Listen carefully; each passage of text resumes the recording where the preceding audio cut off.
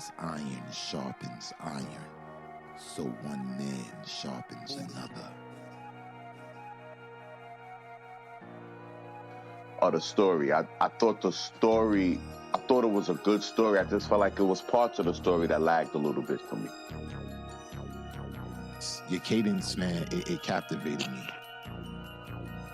Me, it's just the sincerity in the piece. You know, I could feel that, and the emotion is always going to win me over when I can feel that it's real. So it was one of those pieces that, you know, where you're waking people up, you know what I'm saying, bringing awareness. It was an awareness poem, and I really dug it, and I really dug the message behind it. Thank y'all very much. I really appreciate it. I appreciate the space. Are you ready to enter the dojo? Here, iron, Sharpeth, iron.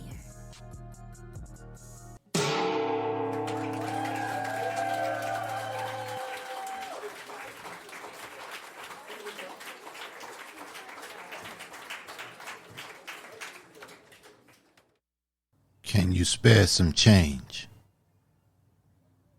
In the way we view each other. The rhetoric spewed is used to fuse the attack on us, the black on us. You hate it and praise it, but you do too. That's the reason you do the things you do. Everyone who looks like you is the op, who don't is the plug. Why you think it's so easy to plant slugs in your own reflection? But hesitate when the skin is fairer. How much clearer can it get? The fear is intrinsic, so you don't get when you get leery when dealing with your own skin. What you mean mugging me for? I hurt like you. The shit you go through, I do too, so can you spare some change? Spare me your 2 cents on black crime, how blacks are never on time and all lives matter. You don't see the indelible line to divide your struggle from mine. You just see a way to get ahead, and that's all that matters. But you don't hear the laughter, the silent chuckle of fuck you with your promotion. You grin, hurting within, but deep down you second that emotion. Can you spare some change? Other than the everyday vanities, the guise to be something we ain't, the I'm about a bag syndrome, or I'll split a nigga dome antics ain't getting us no closer to being respected. Still the most infected, the most selected of exploited cultures, picked clean by the buzzards and vultures, and give nothing back. They'll give you a coop. That's chicken feed. You give them a loop and that's their children's royalties, but you want to fight with me. Can you spare some change? All I need is a nickel or two. Anything to bring us closer together. Make $1 out of 15 cents. Make us understand black economics makes sense. But we're dense as butter knives, no edge. Put the hammer to our head, no sledge. We're on the edge of extinction. All these distinctions, but the same struggle. Niggas swear they different, but I'm seeing double. Oops, didn't mean to burst that bubble. Interrupting this psychosis. Switch the frequency and let it do what we were hoping. Instill hope, fuck a change, which means these niggas are hopeless. Focus. Yo, I was on one when I wrote this. The rigmarole of the merry-go-round has got me down to my last nerve, and the nerve of these complacent-ass niggas screaming there's progress. How? When the issues for over 60 years ago was next week's protest. I mean, make it make sense. Any immigrant can come into our community, usurp the wealth, and not reciprocate 1 red cent. What the fuck they meant? We hold these truths to be self-evident, that all men are created equal. That's see-through, like sundresses with no slips, just getting niggas excited but still can't hit. Ain't this a bitch? I mean, quite literally. If you think Poetic Black is jacking this shit, well, you barking up the wrong tree. I know change when I see it. And you know it too when we're all even. Can you spare some change?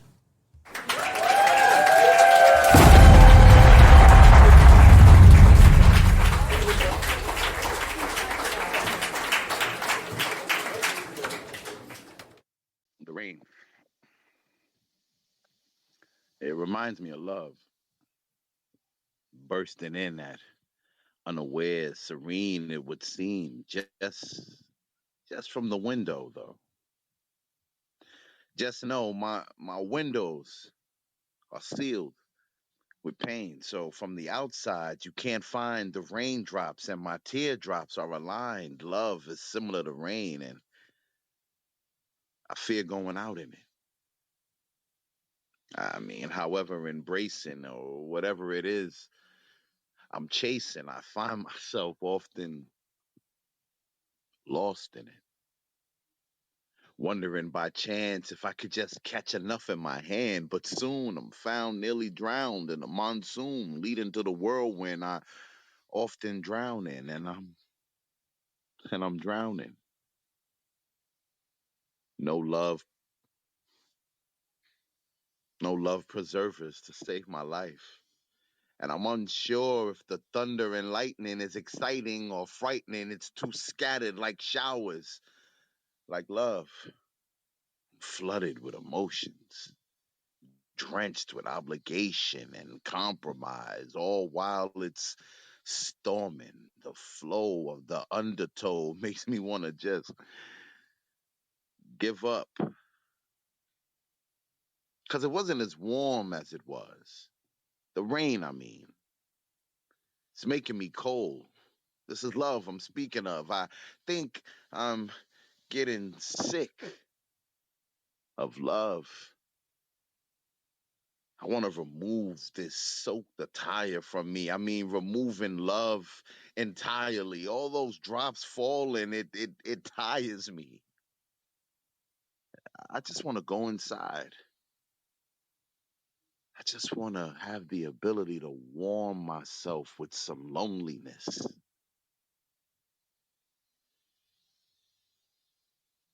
Just let me just let me change for a change at last. I can care not about the forecast. Just a cup of Joe, my favorite show, cuz I don't want to be in the rain. I mean, I don't want to be in the love no more. Nah, that was running big.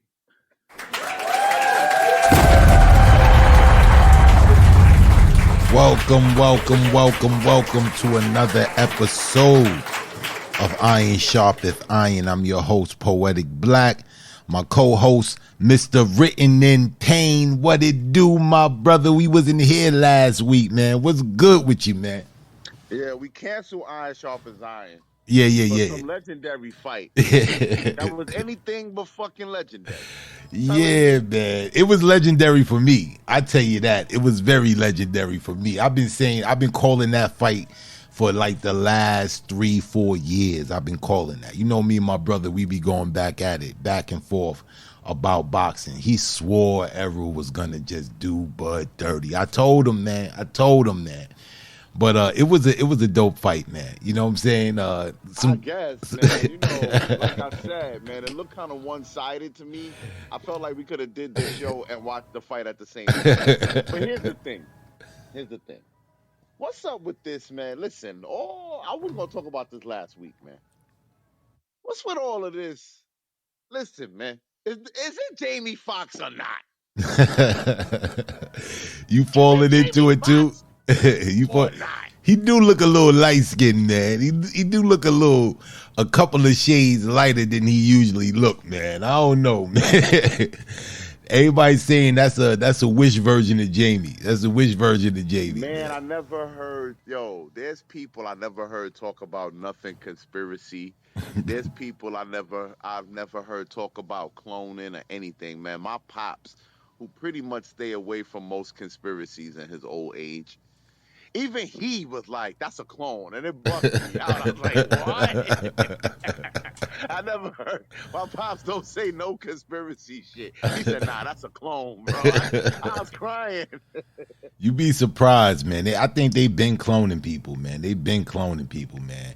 It's gonna become more and more acceptable as the years go on. Because I seen this one thing on YouTube. They was talking about organic human sleeves, meaning they got these human flesh sleeves that they grow in a laboratory, and then they upload consciousness to it, download your consciousness to a computer, and then upload it into the organic sleeve. Yeah, And yeah, shit gonna get crazy, man. It's about yeah, to it's get about to get crazy. crazy. It's about to get crazy. But listen, if y'all cloning people, man, won't y'all clone Michael Jordan and put him on my Bulls? Because Zach Levine trying to be a Laker, and we gonna be in trouble. But Yeah, that's just my request. You know yeah. what I'm saying? Go ahead and clone 23. I ain't gonna say nothing.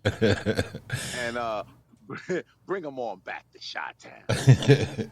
Yeah, the Bulls is done, bro. They done, man. They done. Especially if Zach Levine go to the Lakers. Yeah, they Man, finished. I'm just tired of my team. Man, we out here looking like the Knicks. Anyway, Yo, chill. Calm down with all that, man. Calm down with the New York references. You know what I'm saying? On that New York bullshit. All right, y'all. But look, here we are. We at Iron Sharpeth Iron.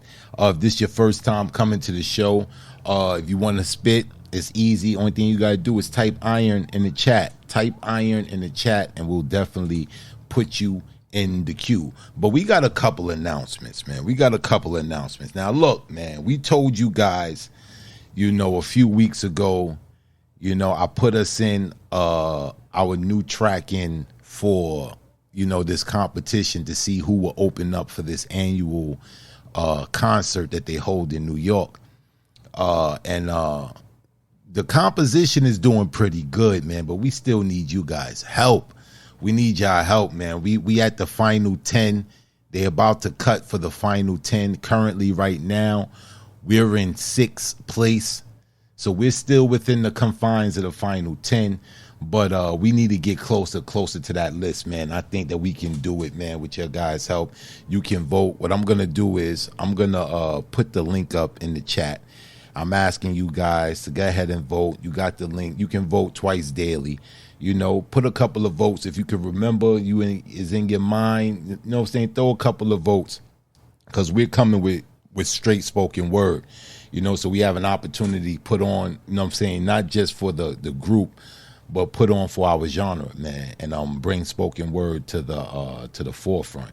So we need your guys' help in helping us do that, man. So I'm gonna throw the link up in the chat, and you guys, please, man, just vote for us. Payne, you got any announcements? listen, man. Tomorrow, 7 p.m. Eastern Standard Time, we're gonna be right here in Spoken Soul Sessions house. We doing how many mics? We will be getting into the Rhapsody album called Eve. The It's a season we pop, yo. doing is ladies only. We only doing female MCs this season. So after so far we've done Coil Ray and Missy Elliott. So we coming around to some. I just wanted, this is an artist I stepped into in 2020. I wanted to share with the people. Make sure y'all come through tomorrow if y'all can for that album review. It's going to be interesting to say the least. Especially for the ladies. The ladies definitely want to come through, man, because I'm going to let the cat out the bag with this album, man. This is going to be unprecedented for me, my scoring. My scoring don't count, but it counts for the people. You know what I'm saying? And this is going to be crazy. This is going to be an interesting show, because this sister is, phenomenal.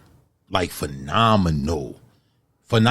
So I want to see how it all play out. I want to see how she do tomorrow on the how many mics, score record, and can she do the unthinkable? Our We highest shall rated see. album at How Many Mics is an album called Thug Life Volume One. It's a Tupac group album, and it's been on top of the mountain for 2 seasons strong. We in season 3, and yeah, Poetic Black feels like tomorrow it stands a good chance of getting dethroned. So anyway, that's 7 p.m. tomorrow Eastern Standard Time. How many mics right here, Spoken Soul Session House. So if y'all can make it, man. It's gonna be interesting. Dap, I see you. I see you just walked in the building. Salute to the queen. What's good? Yo, Dap, I'm gonna let you know Dap is about her business. She got her new microphone, her you know what I'm saying, Static Truth about to be the truth, B. You know what I'm saying? Doing things over there, man. You know what I'm saying? Audio about to be crazy. Yeah, I can't wait till Tuesday, man. You know what I'm Listen, if y'all saying? want that higher consciousness, if y'all want to have good, deep conversation, or if y'all just want to see Dap and Poetic Black argue about masculine and feminine energy, make sure y'all at Static Truth. That's Wednesdays at 6 p.m. Eastern Standard Time. And it's dope just to watch Black and Dap argue. If you just want something fast, it's worth it. You crazy. But yeah, check us out over there at Static Truth, man. Yeah, man. So let's we ready to get started, bro? Yeah. We ready. I'm ready when you're ready. I'm ready, Listen, if man. y'all want to spit, you got to type iron in the chat. The first person to do that tonight, we call her cold blooded. Let's bring on What's up. up? Let's bring on up Elizabeth.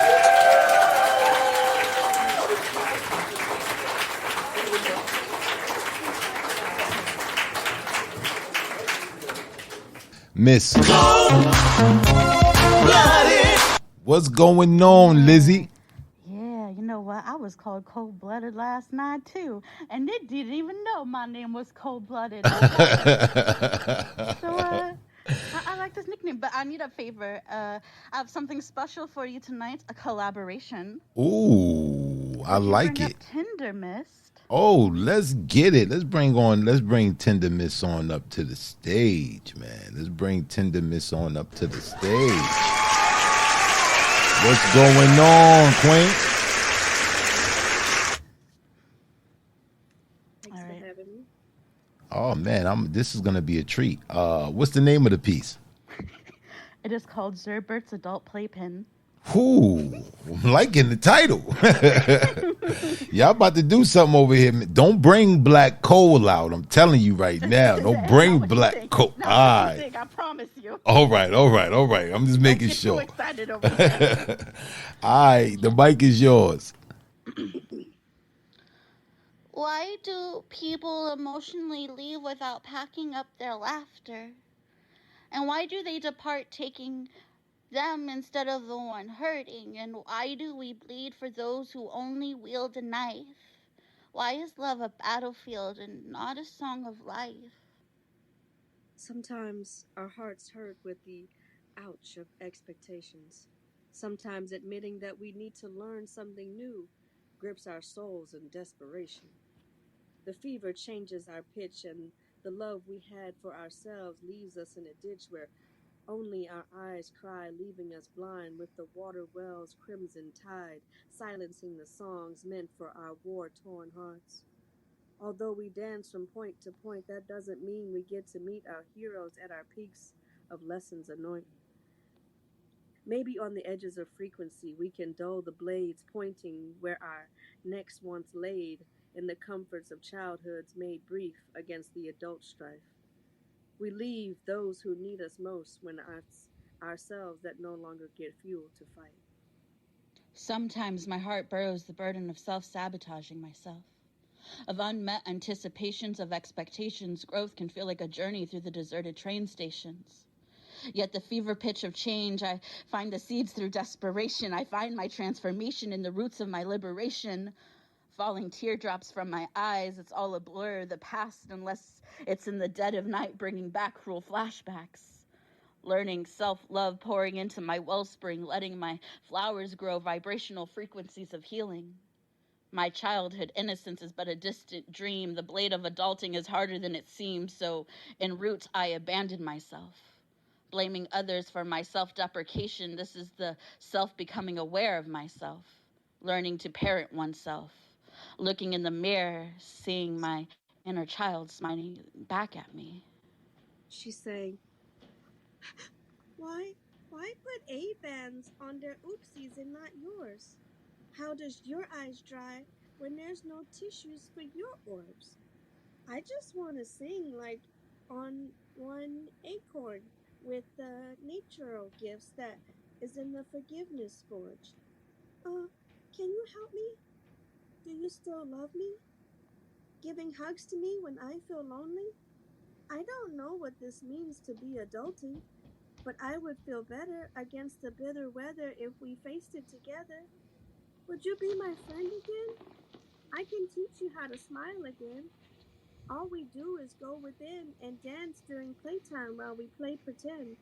And sometimes you can show me the outside of this adulting playpen where we can celebrate our wins and your friends. And they don't need you as much as I do. I'm good for you. Can we pinky swear as we travel through? Sometimes us grown-ups forget to heal our wounds, and we often regret that it's easier to dry others' tears than to soothe the orbs of our own fears. The bravest act is facing one's own hidden years. There is enough space in this vast universe to heal our wounds and mind and to reverse the hurt from pain's echoes past to make our healing first and last.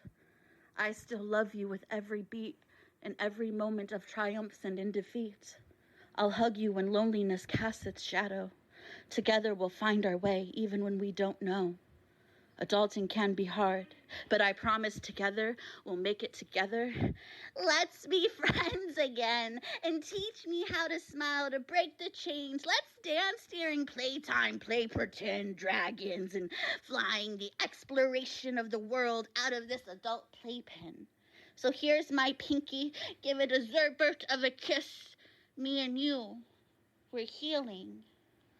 Our hearts travel this corruption, not breaking the seduction of our wholeness with interruption. May the universe remain open to our blessings as we gift relentlessly and recklessly, remaining true to our trajectory.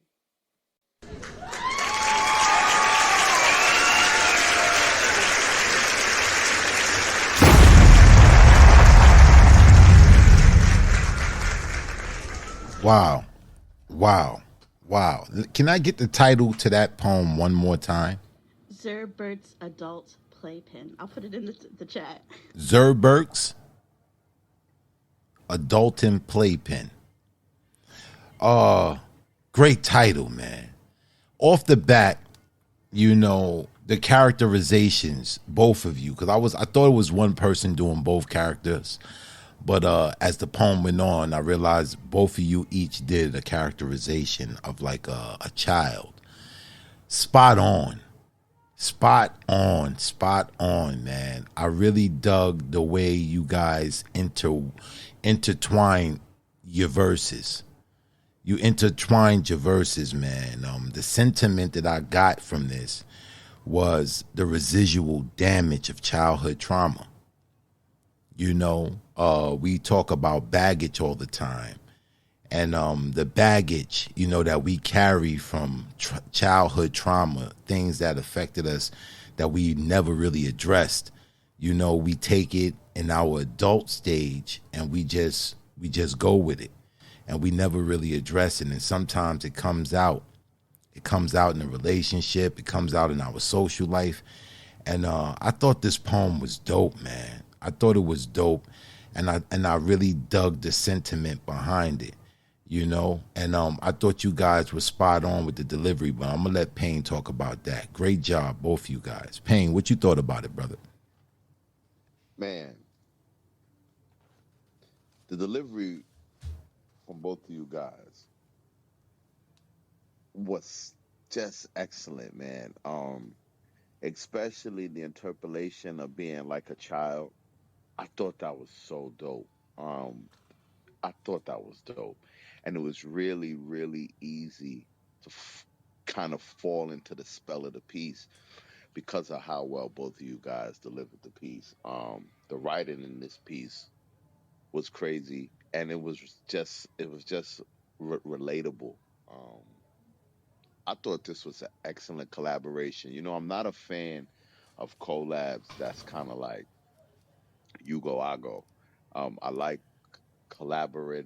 I like collaborations where it's a Collaborative. little more. Thank you, brother. Thank you, brother. I like those kind of pieces where a little extra thought is put into it, a little extra thought is put into taking this collaboration and making it come off the page a little bit. It's more than two poets writing a poem together, and more so us having an experience in the piece, and that's what this was. And I just, man, this was great, man. It was a great way to start the show, and it was a great piece, and it was a good job from both of you equally, which is also a rare thing in a collab. I thought both of you um carried your weight, and this was excellent. Yeah, they both really, really, what I'm saying, held their own in this collab. Dope, man. Great job, both you guys, man. Great job. Thank you for the space. Thank you. Most definite, most definite. Y'all setting it off right, man. Came off the kick in the door, wave in the faux. All I heard was tenderness, don't hit me no more. Oh man, let's get it, let's get it, let's get it. Who we got next on the mic, bro? Next on the mic is Candy Baby. Ooh, let's get it. Let's bring Candy Baby on up to the stage.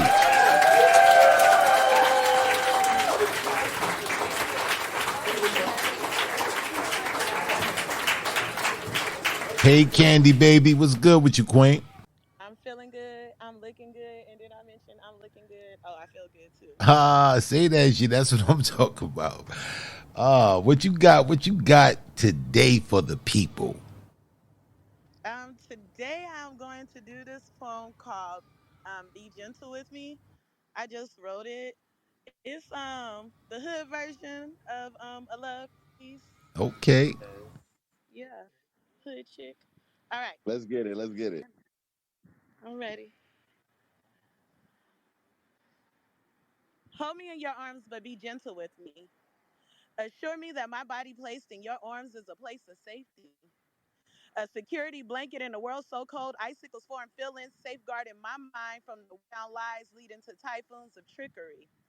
Boys that pretended and making unkept promises, pretending to turn my childhood fantasies of whites and happily ever afters into reality, falling down slides, spiked with vertebrae to pull fire, smelling the burning of flesh.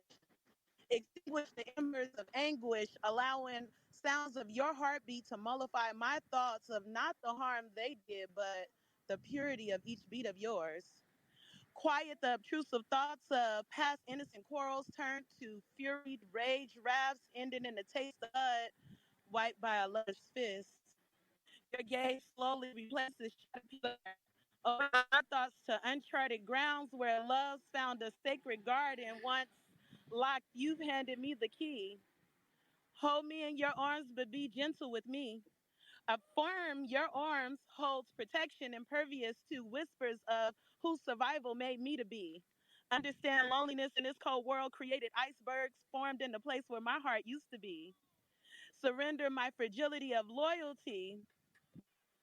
Damaged kindred spirits united untainted by yesterday's sorrows. Venerate my submission once submerged in hardened shells imperturbable to predators' fangs previously seeped, leaving bruised bite marks, stains. Your touch unveiling the painful transition of caterpillars molten in cocoons, releasing beautifully crafted butterflies nourished by pollinated flowered love.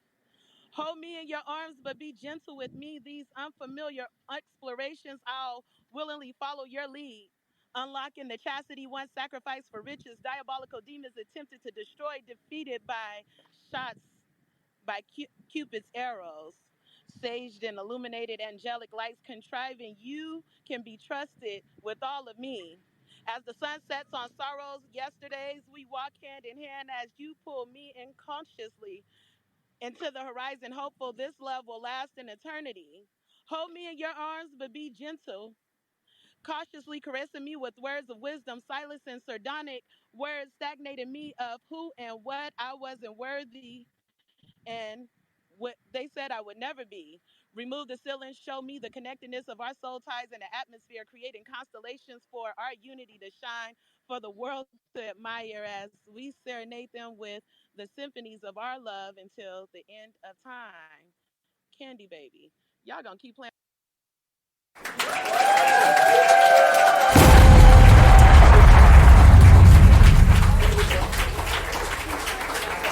Wow. Dope piece, Candy Baby. Oh man. Really, really, really dug the sentiment of this, man. This was like this was the demand. This the sentiment I got from this was the demand of reciprocity. You know, like this was like the plea. Like, in this day and age, we're at odds with each other. There's a so-called gender war going on.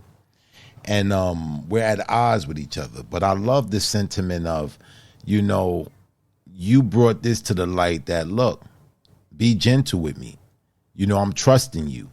I'm placing my faith in you. I think that you can lead us. Be gentle with me. Be gentle with me. I think this is a sentiment that goes unnoticed a lot of times. It get overshadowed by all of the hoopla nowadays. Oh, you got to be a six-figure brother. You gotta pay my rent, do this and do that, and the actual emotion or the intimacy get lost in that. It's a game. Everybody's trying to come up ahead. Everybody don't want to. Nobody want to get the short end of the stick. So you got our sisters out there. They trying to come up. You got the brothers. They trying to come up. And I really dug the sentiment of this. Is like, yo, I don't mind coming to you and playing my position, but at the same time, you got to be gentle with me. You got to be understanding. You got to be compassionate. I really felt this sentiment of this piece, man. I thought you did a great job, Candy Baby. I'm gonna let Payne talk about the actual wordplay. What you thought about it, Payne?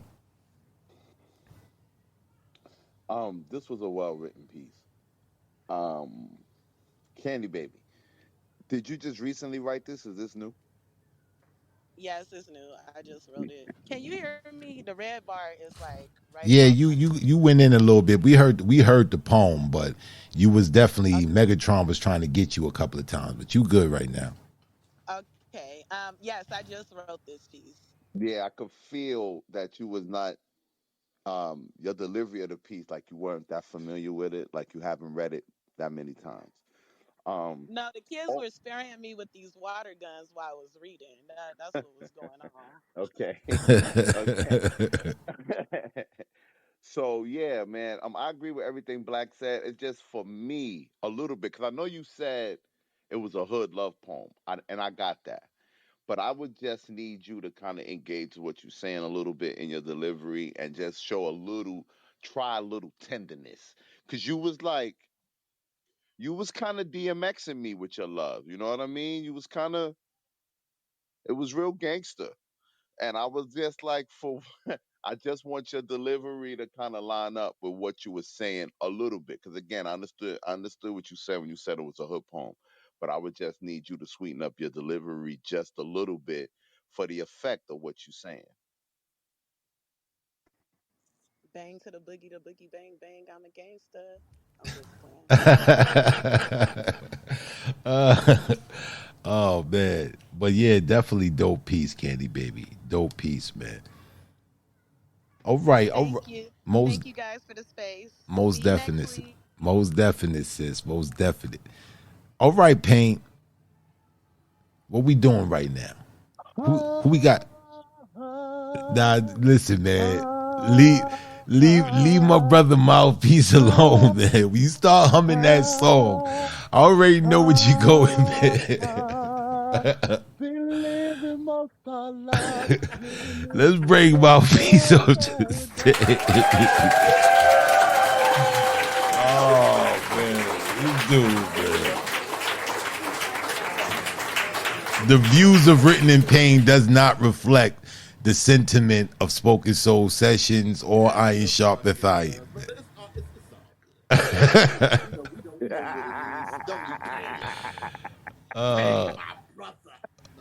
I'm telling you. Me and Mouthpiece gonna redo that video. He keeps saying no, but I'm telling you, the next time we in the same space, we doing it, man. We you gonna are twist your doing it. dreads up like Coolio, bro? Yo, we doing it. We gonna call it Poets Paradise. And I just need Mouth to come through with the I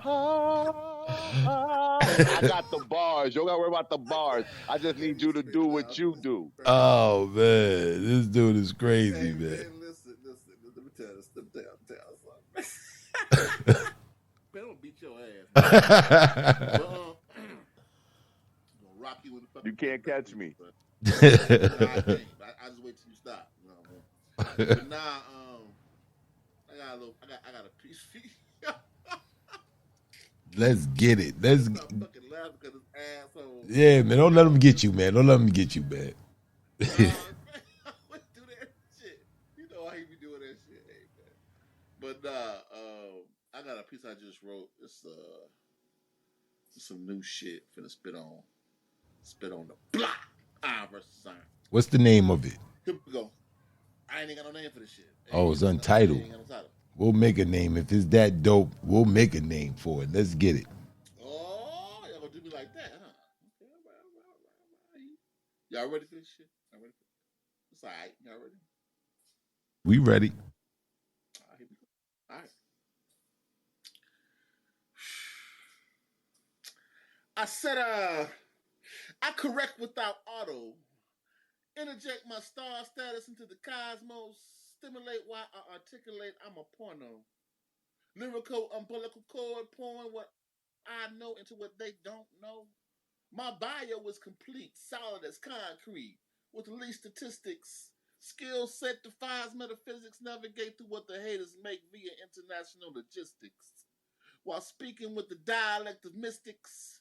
Word style cryptically, ops critical rhyme scheme pristine, bordering on the mythical. Conjure lyrical bodies of work like miracles. It will take an archaeologist to find the secrets that reside in one syllable. You dig? Besides, so many before have tried, they all died. When my pen collides with the canvas, it dances in rhythmic patterns forming stanzas. Swarming at my feet are the ghosts of the defeated, eluded and confused by their own delusions of grandeur.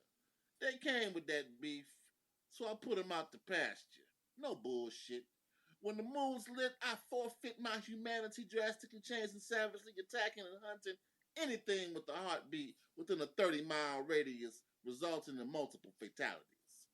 I'm a walking catastrophe. Stalking my prey to some of which who are longing for the morning to come to avoid becoming another casualty. I am ravenous. Mouthpiece, what does mouth do? What flowers? Iron sharpens iron. That's that.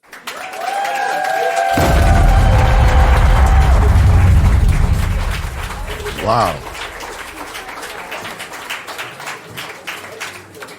Wolf Life. I thought you was gonna end it with the howl. Dope, man. Dope. Please, don't even bring that. Don't, black man, chill out with that. Nah, man. I thought you was coming with the howl, man. I thought it was gonna be the Howling 3 up in here, man. But nah, bro. This was a dope piece, man. It was a dope piece, man. What I got from it, man, the sentiment that I got from it, you know, dealing with the everyday rigmarole, the everyday constant anxiety, you know what I'm saying? Constant, the frustration of being black in America, you know? It's like all of these things, it has an impact on you. You know what I'm saying? Where you can explode. You know, you can really just lose it all, man, but you got to hold it together. I thought, man, it was a well-written piece. You know, I really dug the cadence in it. I really dug the cadence, man. You did a little something different with your cadence with this piece. But overall, I thought you did a good job, man. Dope piece, Mouth. What you thought about it, Pain? Appreciate it. Yo, Mouthpiece, man, you be penning, bro. You be penning. There was some bars in there, man. You said you got beef. Take them out the pasture. You said some things. You said some things, man. I could tell you be. I could tell you, yo, mouth man. I could tell sometimes when nobody's around, man. You might be in there freestyling. You might be in there trying to MC, man. You don't gotta lie to me, man. I know you live in that gangster's paradise. It was nothing but bars. It was nothing but bars. And I agree with Black. Your laid back cadence. It was like a cocky flow you had, but I was feeling it. I like that. I need to see more of that mouthpiece, man. You was keep it real. You was on your Big. You was on your Brooklyn swag a little bit right there. I ain't gonna lie. And I ain't even from Brooklyn. Damn. No, we know you're not from nowhere in the East Coast. Listen, relax. Where Brooklyn at? Where Brooklyn at? Where Brooklyn at? Where Brooklyn at? Don't talk You about OD. Brooklyn. But I appreciate you, Mouth. Before we go, because you know we be in them podcast streets. I ain't sharp and I ain't be in them podcast streets. So let everybody know what you do, what time you do it. You know what I'm saying? Who you do it with. You know what I'm saying? I know that might have sounded weird, but you know what I'm talking about. Stupid. Yo, if y'all ain't doing, man, y'all ain't doing nothing, man, come to Word of Mouth, the House of Word of Mouth, every first and third Thursday at 10 o'clock p.m. for Wolf Hours in the Den, man. We got myself, Miss Boo, Candy Baby, all doing a little host thing, man. Hosted with the Moses. Also, other moderators you might see Stir Echoes off in that joint. Stir Echoes. Yeah, you might see Tender Miss. You know what I'm saying? You know what I'm saying? Scarlet Vixen. You might see goddamn High Priestess, Lady Crucible. And the list goes on, man. You might see all the wolves off in that motherfucker. But I'm just saying, it goes down, man. If you ain't doing nothing, you want some real poetry, real poets, real talk, Wolf Hours in the Den every first and third Thursday at 10 o'clock p.m. Eastern Standard Time. Let's get it.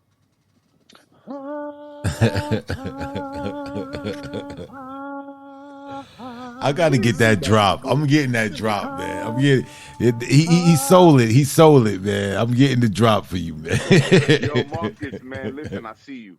If you wanna get on the mic, just press iron in the queue, and I got you. Yeah, type iron in the chat, and you definitely get in the queue. All right.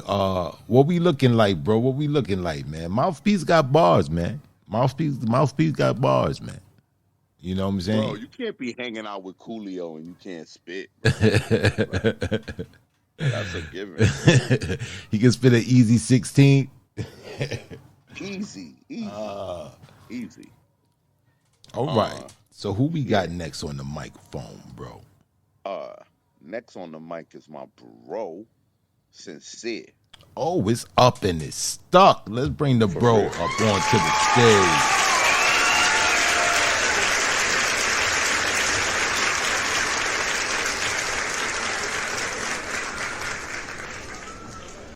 What it do? What's up in the stuck, gang? What's good? The water was good. That's what it is, bro. Yo, Bring the vibe up. I feel it, man. I've been in mad rooms with you for a minute, man, and I'm like, damn, I ain't hear you spit a poem in a second. That's a fact. I ain't hear you spit a poem in a minute. You break it down etymology. You break it. Spit a poem in a minute. Professor Sincere. Word. Know what I'm saying? What it do, bro? What you got for the people man. today, man? I got some fresh ink for y'all. New shit? Let's get it, bro. I love it. Let's get it. Let's get it. All right, so this piece is called Grand Theft Autographs.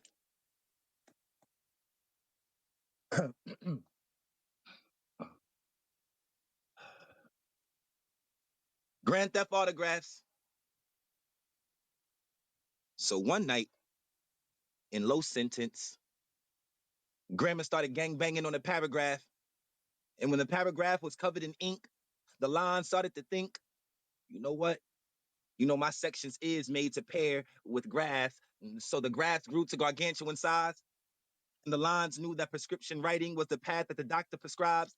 Prescriptions of benedictions and counter conflictions make the conscription of addiction subsided by a homicide of homilies, until homophones turn antonyms and watch the metaphors play monopoly. So possibly the property Makes passing go become the odyssey until you bored walking on boardwalk shockingly to park a place that has been parked in place by a prophecy. All of a sudden, the verb becomes the villain when the purge happens on the page. There seems to be freedom in the killing. Snatching periods from under the exclamation while marking the loss of the point, blank, and blanketed statements made by fabricated fairy tales that taste like gentrified gingerbread houses. Ew. Divorce is felt by the generations, especially when the pen and paper are the spouses. Because lawyers made to litigate the lines like labyrinths and laboratories, because being guilty of grammatical errors while judges are prosecuting the perfection of the oratory.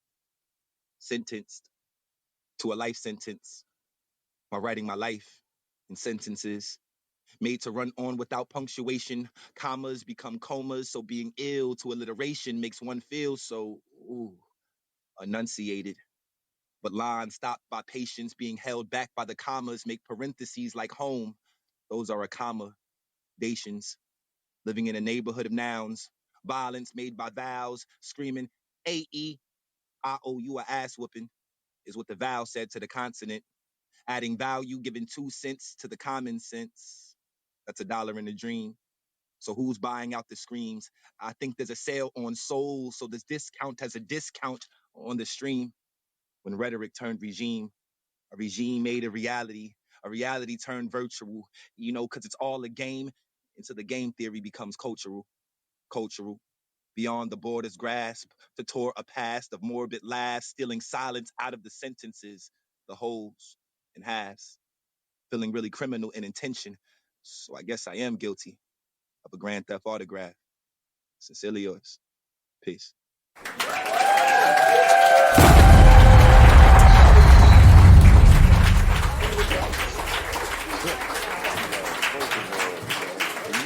opened up the piece with this whole monopoly scheme that I thought was crazy, man. I don't even like that shit right there was fire, man. I, your wordplay is epic, man. I'm gonna leave it at that. P Black, go ahead, bro. This shit was great. Yo, damn. I'm nominating this, Black, man. you on mute, bro. Oh, my bad. My bad. That don't happen often while I'm on mute. You know what I'm saying? But yo. Here we go. Yo, man. Yo, this piece right here was bananas. The wordplay was just sick. I love the whole scheme with the nouns and the verbs, the whole grammatical scheme. You said turn comas when commas become comas. Yeah, so being ill. So being ill to alliteration makes one feel so enunciated. Yo, man. Your mastery over the English language is admirable. Damn, bro. This shit He was said, crazy. "Hey, I owe you an ass whooping." Word, AE, I owe you an ass whooping. That was sick.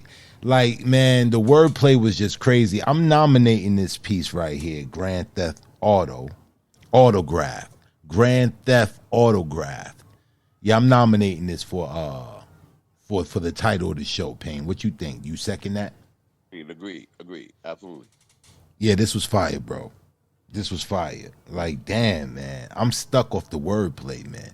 That whole grammatical scheme, because I'm a grammar buff. I love grammar. And yo, that whole scheme was just crazy, man. Was crazy, man. Dope, man. Great job, Sincere. Appreciate you, I bro. appreciate it. Thanks for the space. You know what I'm saying? Y'all know the vibes. Love, light, peace, and abundance to everybody. You know what I'm saying? It's up and it's stuck. Gang. Up and it's stuck. Gang, let's go, baby. That's what I'm talking about, man. Oh, man. Yo, I'm loving the first half of the show. Man. Elizabeth and Tendermiss came up here, kicked in the door, waving the fofo. You know what I'm saying? Like Mouthpiece came in here doing his thing. Like the first half of the show is, you know what I'm saying? Yeah. It's banging, man. Yeah. Who we got I'm next, coming in man? here with some shit. We're coming in here with some shit. Uh, Next on the mic is Adwina Simmons. Oh, it's about to go down. It's about to go down. Bring the queen on up to the stage. Oh man, what's good with you, queen? What's good with you, man? Yo, man, this sister, man, I had the pleasure of catching her feature, Sunshine, feature her on YouTube, man. When I was, I was there. I oh was man, there. bro, man, I was there. I was phenomenal, there. She phenomenal, man. scorched that feature. She She scorched it. scorched that feature. I don't get giddy like this for everybody, man. Like really, I don't get giddy like this for everybody. Everybody don't make me giddy like this, but Edwina, you do. You do. For real. Done with it. They've been blazing it all night. That right there was crazy. How he play around with these words like they nothing is crazy. Mm. I Facts. just be giggling just watching. Like, how did you even come up with that? I love that. That show be fire all the time. I'm feeling it. I'm great though. How you guys doing? I'm good, man. I'm great right now, man. I'm this is my Yeah, man, treat I'm right good. here. I just want to reiterate that feature you had on YouTube. That was dope, man. Those pieces, every piece you spit was fire. I just want to I just want to salute you on that. Facts. Thank you so much. I appreciate that. Thank you. Thank you. Most definite. The mic is yours, Queen. Do what you do. Do what you do. Okay. All right. All right. This piece right here is called Howling Wolf. All right. I got some grown men that be howling in my DMs. They say my booty big and my titties swole, but never once did he say something that made me feel truly beautiful. He told me he noticed that Coke bottle curve and he knows it holds the come and sleep of deep waves following sweet motion. Said, I mean, if the good Lord ain't want me to take a sip, he never would have put that good Coca-Cola in it, that brown sweet stickiness that still had a little bit of pure cocaine in it. He never would have put it in that there bottle. And he said, my body, even virtually, garnered the brevity of a fella in search of the nirvana of a single toke of my passion flower potion. He named me Luna, like my real name never even mattered. He promised to plant stars on each of my hips, then set me wide, said he'd pin them currents to each of my thighs. All I'd have to do was hold the ties. He said, I just want to look at you. Sensual, beautiful, Luna. My real name could have been anything, but he was going to call me Moon until the morning came. See, these grown men be howling in my DMs, still playing them night garden games like catch a girl, get a girl, turned 7 minutes in heaven. Like I ain't had this same juicy body since I was 11. Listening to grown men giving me compliments, laced in lascivious sentiments. It started with that age old bullshit girl. You starting to look just like your mama. He said, damn, girl, you thick. With thighs the color of chocolate, hips thick as cold grits. You thicker than a snicker shit. You thick as peanut butter and sweet as jelly. That backside heavy than a big body Chevy. Ass so fat I know it be stopping traffic. Girl, you got me harder than Chinese math with that big old ignorant ass. And oh, look. Even them titties big, supple as a succulent pig. You so damn thick, it don't even matter how old you is. You don't even act like them other little kids. You a bit more mature in the hips. Proportions, contortion to those of Sarah Bartman. It's impossible not to watch you walk in and talk me right about my little bit of common sense. In the minutes he was finished force feeding me compliments, he told me I was going to be Luna. And he promised to plant the stars on each of my hips, then set me wide, said, hold tight, my love, hold. Let me look at you.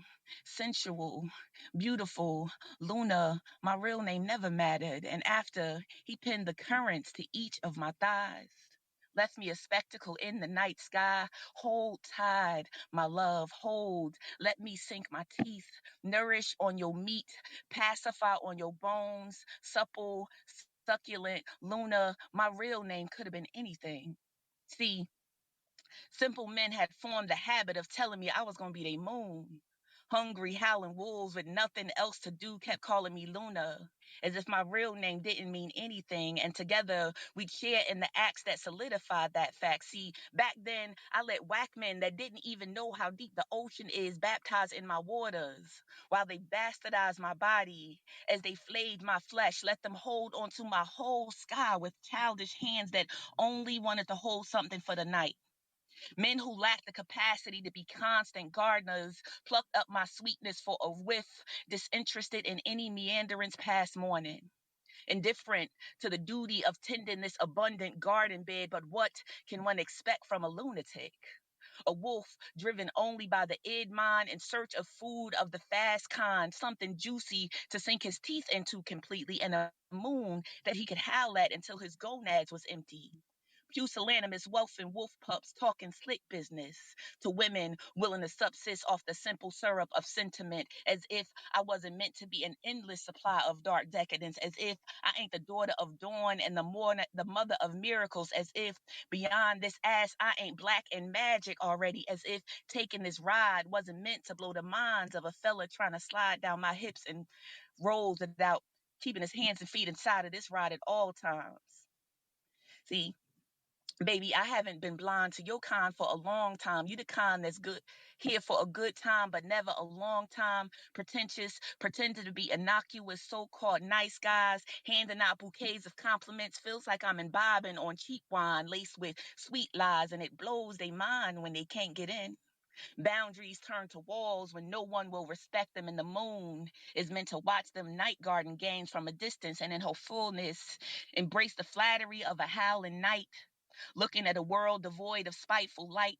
And all the while, she still got a nerve to be bad enough to hold them tides. And that's that piece.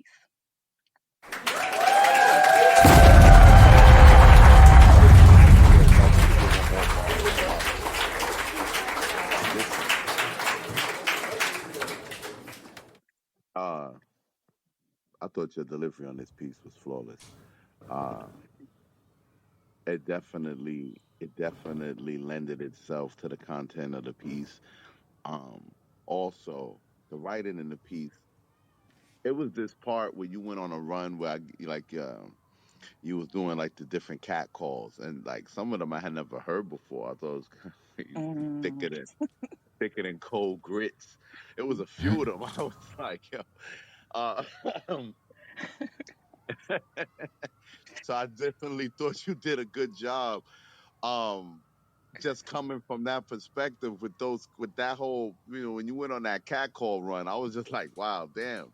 But all in all, on the writing of this piece was excellent. I don't expect anything less from you. I've never heard a piece from you that wasn't moving to me, and your delivery was just it was engaging, and I just thought it was spot on when it came to the context of what you were speaking of, which I'm gonna let Black talk about. But I really enjoyed the piece, and thank you for coming through. Thank you so much. I appreciate Oh that. man, I couldn't wait. I couldn't wait, man. Couldn't wait, man. This right here. First of all, let me say this with full disclosure, man. I'm in love with your pen. I'm in love with your pen. I'm head over heels in love with your pen, with your cadence, with your subject matter. You got that poetry that stick to the ribs. It's like full and enriched with substance. And me hearing this poem, like God has a way of, like putting you in positions where you will learn some things. I'm pretty fair for a square, you know what I'm saying? Chocolate handsome man, you know what I'm saying? I have my googly eyes look at me from time to time, I did pretty fair for a square. But I think about, having a daughter. Think about having a daughter. And then just sitting back and looking at the things that our sisters go through from a day to day. They're constantly being harassed, constantly being catcalled, constantly, being advanced upon, and at some point in time, I just think sisters they just get used to it or whatever the case may be. But to go through this on a daily basis, it has to have some type of effect on you, you know. And I think this poem, it really brought out, you know, the sentiment of the fact that, you know, our queens are just more than just physical bodies, more than something to just satisfy our lust with, you know, so much more. And a lot of times in this day and age, we lose sight of that, you know, Mhm. amidst the social medias, everybody getting BBLs, everybody getting, you know, it's become so much focus has been put on a woman's body, you know, the lust aspect about it. But she is so much more than that. She is so much more than that. And it's poems like this, you know, that bring that sentiment to the forefront. And I really truly applaud you for writing this piece. Howling Wolf. This is one of those poems, man, that, you know, me as a man, it makes me, and I ain't one of them cat calling niggas, man. Be like, hey, my mom was good. I ain't, you know what I'm saying? That ain't me. But it puts me in, it puts things in perspective. You know, empathy is a great thing, you know, to put yourself in your sister's shoes, and you know the stuff that she gotta, you know, she gotta go through from the day to day. You know, men can overpower them. You know, you never know what a dude's intention is. You know what I'm saying? So I can understand why sisters do the things they do. You got some sisters that put their headphones in, they don't even be on. They just act like they listening to something so they can walk by and evade the constant advancements from dudes from day to day, man. This poem just has so much sentiment. It has so much value, so much substance, you know, and it's unfortunate, man. It's very unfortunate that, you know, in this day and age, a woman's body has just been relegated to something that we find pleasure in, physical pleasure or lust. You know, y'all worth so much more than that. And this really highlights that in this poem. I'm nominating this poem as well, Howling Wolf, as the name of the room as well. You can second that, Pain? Thank Absolutely, you, guys. absolutely, bro. Most I definitely. appreciate it. Thank you. I'm honored. Most Thank you, definitely, guys. And man. thank you for the mic. Definitely, I Queen. I appreciate it. can't wait. You coming on Spoken Soul Sessions. We gonna have a real good sit down interview, man. I'm gonna pick your brain, man, because your Yes. poetry moves me, and I don't get excited like this for everybody, man. There's only certain people that get poetic black all giddy and all that. You know what I'm saying? I'm like, oh, you know what I'm saying? Like I'm in real fan mode. You know what I'm saying? So I really appreciate you, Queen, man, and you always deliver. Appreciate it. I'm so Great honored. job. And I'm there. This week been tough for me, so I'm sorry I didn't like put anything solid, but I would be honored to do that for you whenever, you know what I mean, Most when you're definite. ready. Or we gonna All make it right. happen. It's gonna be legendary too. I can see it already. It's gonna be legendary. Most All definite. right, then. Thank you, Queen, for coming through, man, sharing your art with us, man, and blessing us, man. That was a blessing. I really believe that. That was a blessing. One more time for the sister.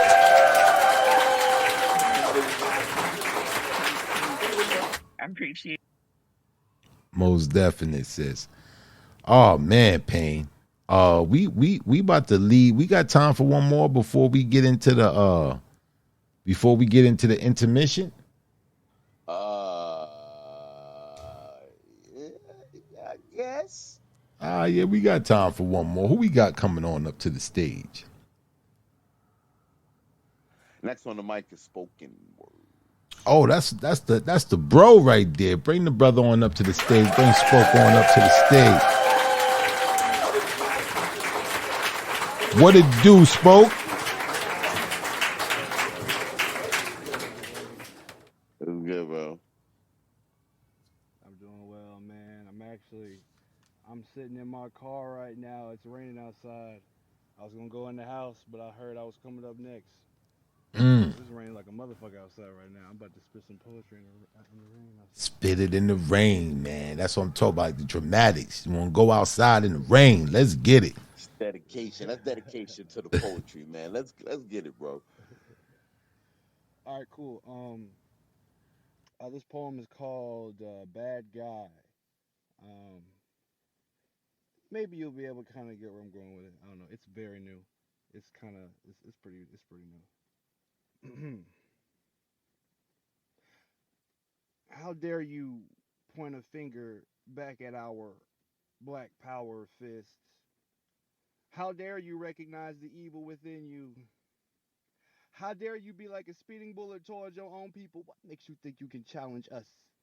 Or we can tell you got burned. Your dragon breath inhaling, chirping as if we are not the nest for the new Jim Crow. Boy, douse these flames behind your bird chest inferno. Thinking you a hot nigga. Oh, but we can see how much you ain't got, nigga, loud and rambunctious. Validation falling down your eyes as you cry wolf for attention. Know your place. Oh, you can't make the poets into something they are not. Oh, you can roar your black male pathology. Claim you're speaking for the ones who fear being canceled. Sambo used to say, I'll show you how to treat the coons. Just admit it hurt you, because this ain't how you treat your wounds. You don't get to vent about the bitches. Oh, you don't get to repair the baby daddy image. We desire poetry for the hyper-emotional males who walk on eggshells in fear of waking up Big Mama along with the liberal whites. Chaotic dykes, hyenas speaking in freakum dress codes, whose noses, tongues, cheeks, and nipples bear precious metals. Swallow your pride. Should poetry really remind us how much we should challenge ourselves? Or how much we don't quite know what's best for us? Should it not be like a broken mirror? Keep acting like we can't see all your fault lines. I dare you. Keep aiming to poke us in our third eye. I dare you. Traveling back in CP time. I dare you to reason with the absent father behind bars who finesses like twisting tigers trapped in a zoo, dying to break through to his son as he taps the glass that separates a nuclear family from a nuclear holocaust. Well, the ones who get triggered will find out how much a hollow costs. I dare you to walk down the aisle with anything that can pass a brown paper bag test like you don't see color. I dare you to find a pastor free of gossip heard through the church house, a pastor who masters the word of God and not the word of mouth. I dare you to be an uncomfortable libertarian whose sharp words give the Milky Way a cesarean, whose broken soul becomes a fixed star in the poetic universe. Comets commit kamikaze followed by comments from some big mouth bitch who left Earth a long time ago. I dare you to put an S on your chest and savior just to Superman that hole. I dare you to clip our wings before you show us how to fly. Go ahead, Spoke. I dare you to show us who you really are and be the bad guy. That's Spoke.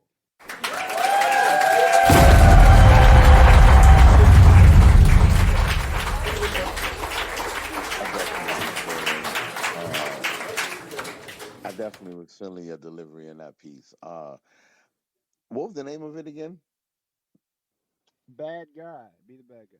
Bad guy. Yeah, man. Yeah, man.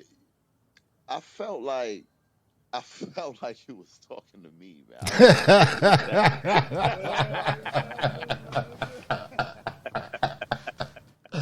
I don't know what to say to that. That piece felt real personal, man. I resonated with that piece a lot, man. So I really feel biased commenting on it. I thought it was dope, though, man. Well written piece, bro. And yeah, man, caused a lot of introspection over here. P Black, man, go ahead, man. I gotta chew on this a little bit. Oh man, Spoke, man. Without a doubt, man. You know what I'm saying? You always bring the substance.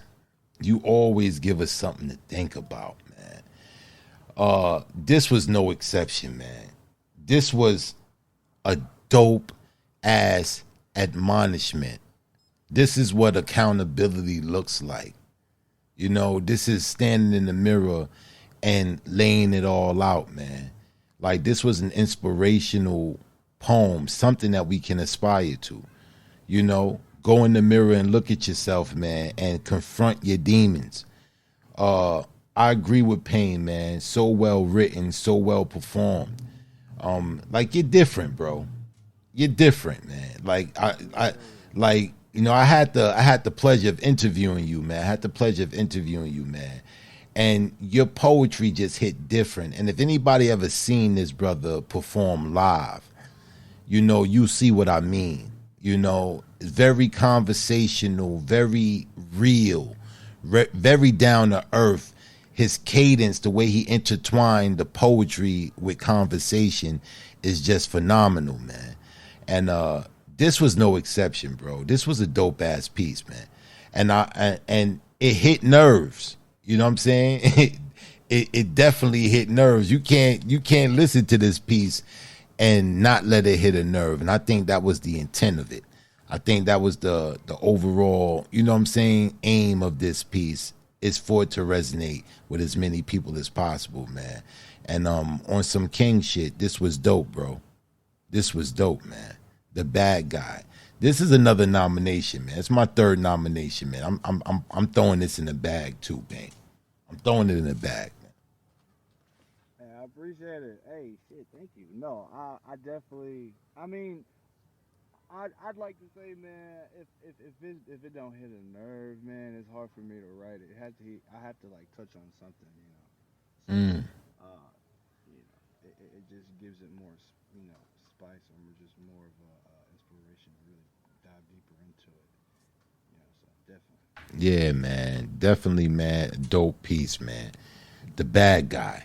We've all been the bad guy from one time or another, man. You know what I'm saying? You know, he ain't always been, you know, the woman's dream man. You know what I'm saying? It takes time to get there. It takes time and dedication and self-improvement, man, to get to that. You know what I'm saying? But yeah, man, great poem, my brother. Great poem. Yeah, it's going in the bag, man. I'm putting that in the bag for the nominations. All right, Paint. I think it's adequately time for the intermission. So we're gonna play a few tracks and we'll be right back. Before we go, you got any announcements before the intermission? Oh yeah, that's what the announcement I had. Please vote for the composition. We're definitely I think we're placed right now at 6. They do an annual concert in New York every year. I put us in for I put our new track Blessed in, you know, to get picked to open up for this Audacity tour or this concert. And right now we're at 6th place and they're about to do the chop for the top 15, no, the top 10. So we're currently at 6th place and we need you guys' help. You know, the link is at the top of the room. Hit that link. You can vote every day, twice a day, but it would really mean a lot to us if you can vote for us, man. We definitely want to perform at this venue and put on for spoken word, man. So definitely help us get there, man. I appreciate you guys. Payne, you got anything before we go into this intermission? Nah, man. Just like I said, don't forget tomorrow 7 p.m. Make sure y'all check out How Many Mics. We doing that Eve album from Rhapsody. I'm looking forward to that. When we come back from this intermission, it will be High Priestess on the mic. Let's go. I'm iron sharp as iron. Man, gotta pay this damn cable bill. Fuck. All right, let me call these people up.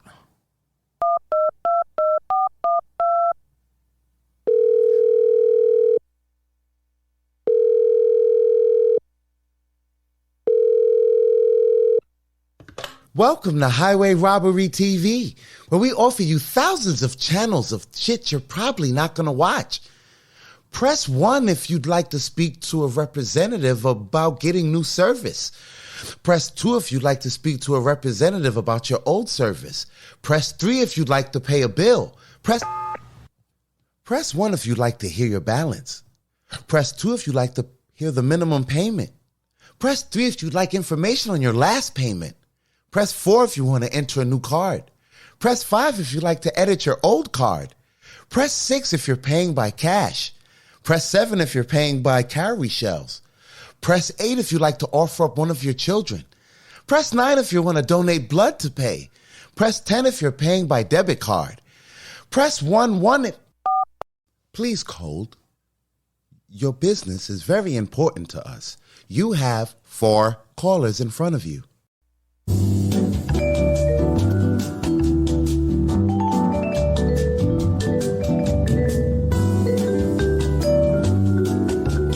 Thank you for holding.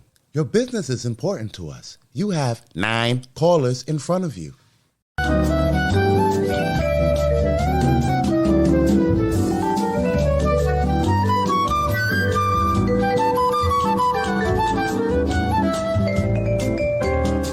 Thank you. You must really, really want to speak to someone. Well, no worries. There's only 27 callers in front of you.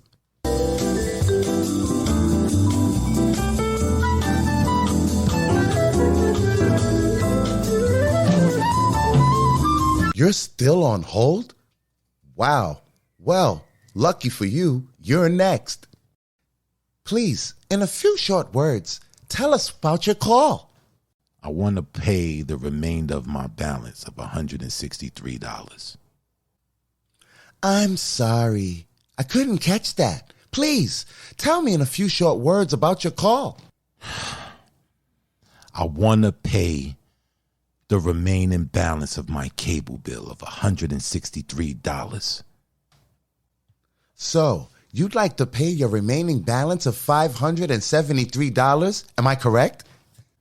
What the fuck? No. $163. Man, I want to speak to a motherfucking representative. So I'm right. You'd like me to process your payment of $763? What the fuck? No. $163. These fucking AI. Can I speak to a representative? So, I'm charging card ending in 8234, $897 for the remainder of your bill. Processing. What the fuck? No. I said 160. Yo, if these motherfuckers process this goddamn pay, yo, what the fuck? I want to speak to a representative.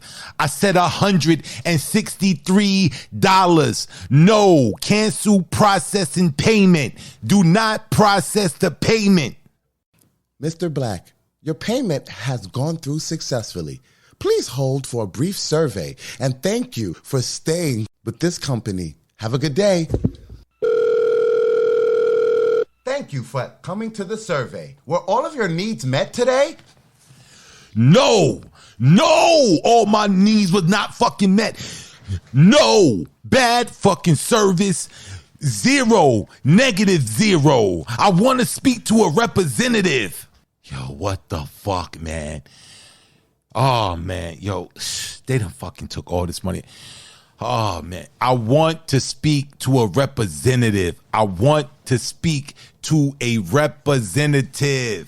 We appreciate your commentary. Thank you. You motherfuckers, man. You motherfuckers. Why the fuck did I choose this service? Oh, my God.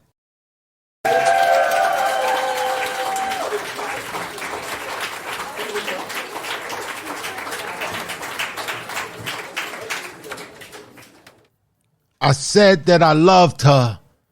I wouldn't put anything above her. I slurred those words and heard bells resound in a symphony, an orchestrated harmony sublime, divine in nature.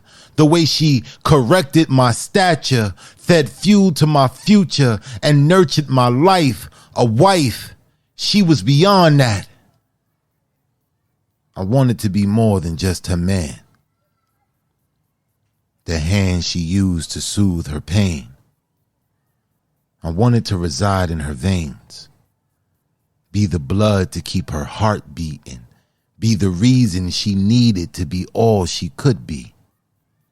Would we be the epitome of what union is?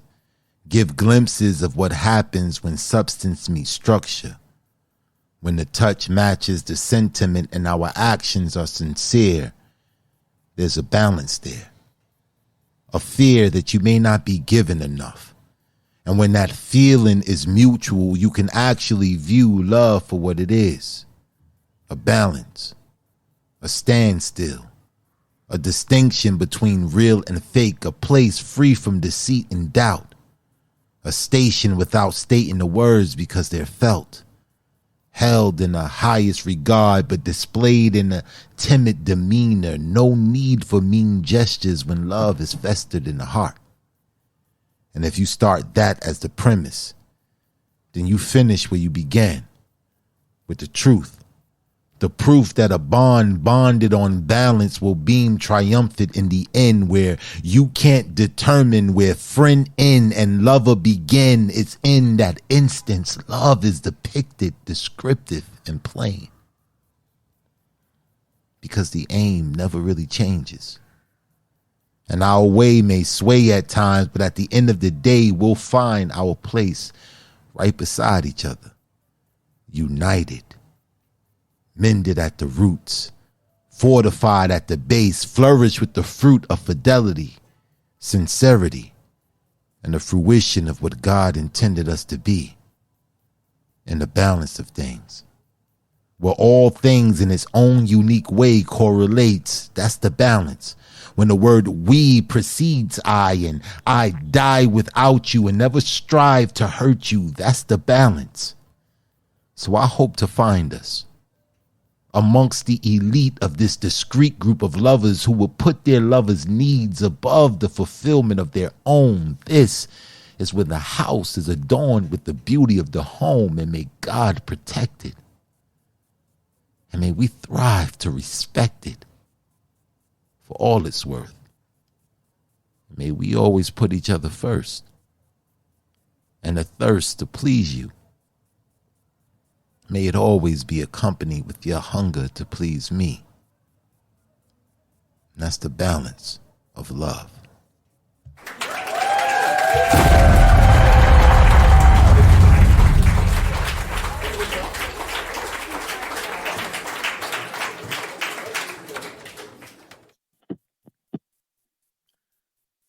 Oh, I see. She be Queen IG. When she going live, cues, thousands of views. But I'm sort of confused, because she rarely show her face, just her waistline, squatting and ass clapping, waist time, shit. She doing splits. You could waste mine. Crazy baby oil, half naked, we spoil. Then she says we can be her only fans for a fee. No more ass cracking for free? I guess making money off a neglected penis is genius. She knows all the right things to say as long as you can pay. She claims fitness model, but she films her workout. She got a BBL, so I guess working out wasn't working out. You ever have brothers jerk it out? She rounds up a bunch of guys. Ass is what she advertised, but she shoving things between her thighs, twerking for every brother lurking. Her 8-year-old's her camera person. This is her hustle. Juggling her glute muscles. Problem is, her daughter, our daughters, see this, then ponder if they can be this. Are we this? Sisters looking, waiting for a chance to prance and dance in some yoga pants. Is this how we advance? Is an OnlyFans check worth self-respect? I guess. By 2035, if I'm alive, let's just be a bunch of backside dancers with fat transfers posting memes about being queens. I mean, if you think I'm being extreme, look how many videos stream of big booty cuties struggling to put on jeans. I mean, we got more pole models than role models. That's just a fact. Now to see a woman's worth, you better be looking at her from the back. That's where most of her investments at. I see the future. And it will be ass crack. That's when it paid.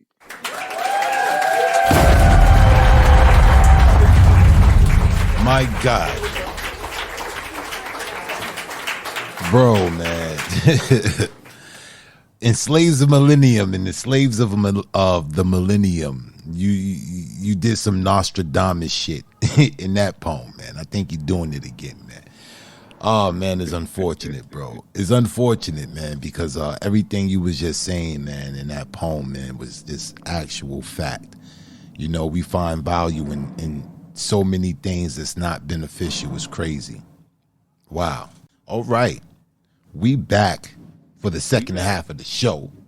Yes, sir. I hope you guys voted during the intermission. That would have been a beautiful thing. Hopefully, when I go back and check, we at number 2 or number 1.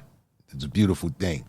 The show's been lit, but we have some unfortunate news that at 11:30 the hand raising goes off. There's no exceptions to this rule. So if you want to get on the stage, you want to secure your spot of getting on the stage tonight where you will definitely spit, go ahead and type iron in the chat before 11:30 because Payne is really, he's a stickler about these things. So 11:30 at the dot, please have iron in the chat before then, and you will guarantee a spot on the stage to spit your piece tonight. All right, Payne, what's good, man? Where we going right now? Who's leading the way in the second half of the show? That would be the one and only High Priestess. Oh, let's bring the queen on up to the stage. Hey, Queen, what's going on with you, sis?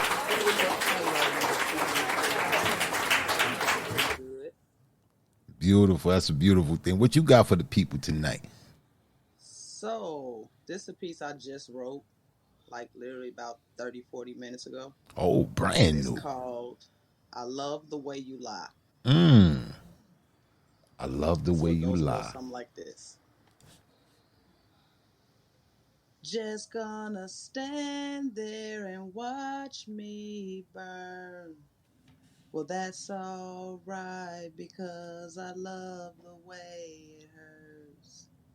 Just gonna stand there and hear me cry.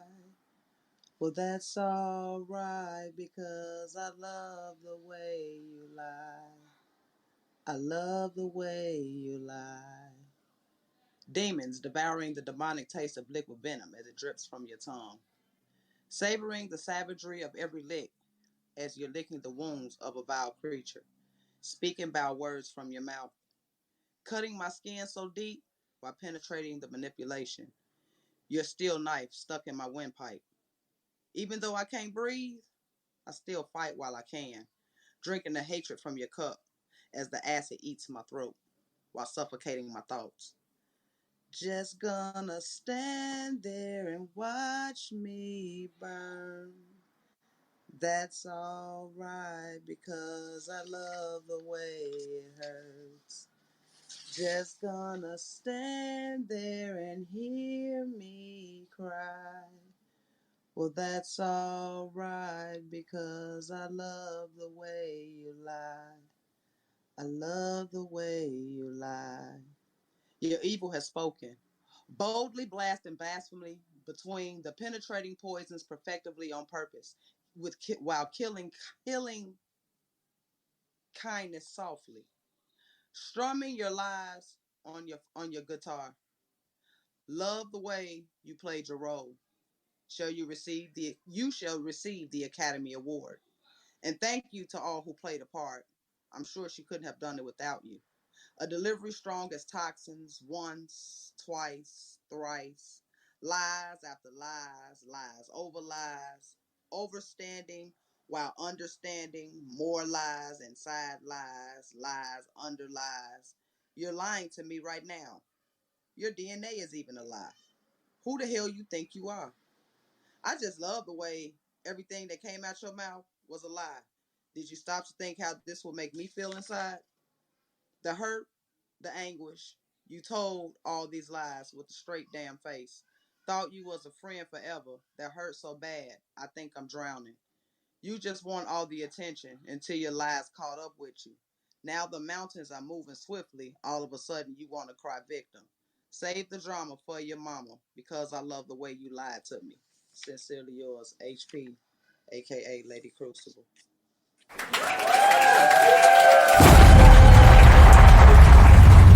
Oh, man. Let's dive right into this, man.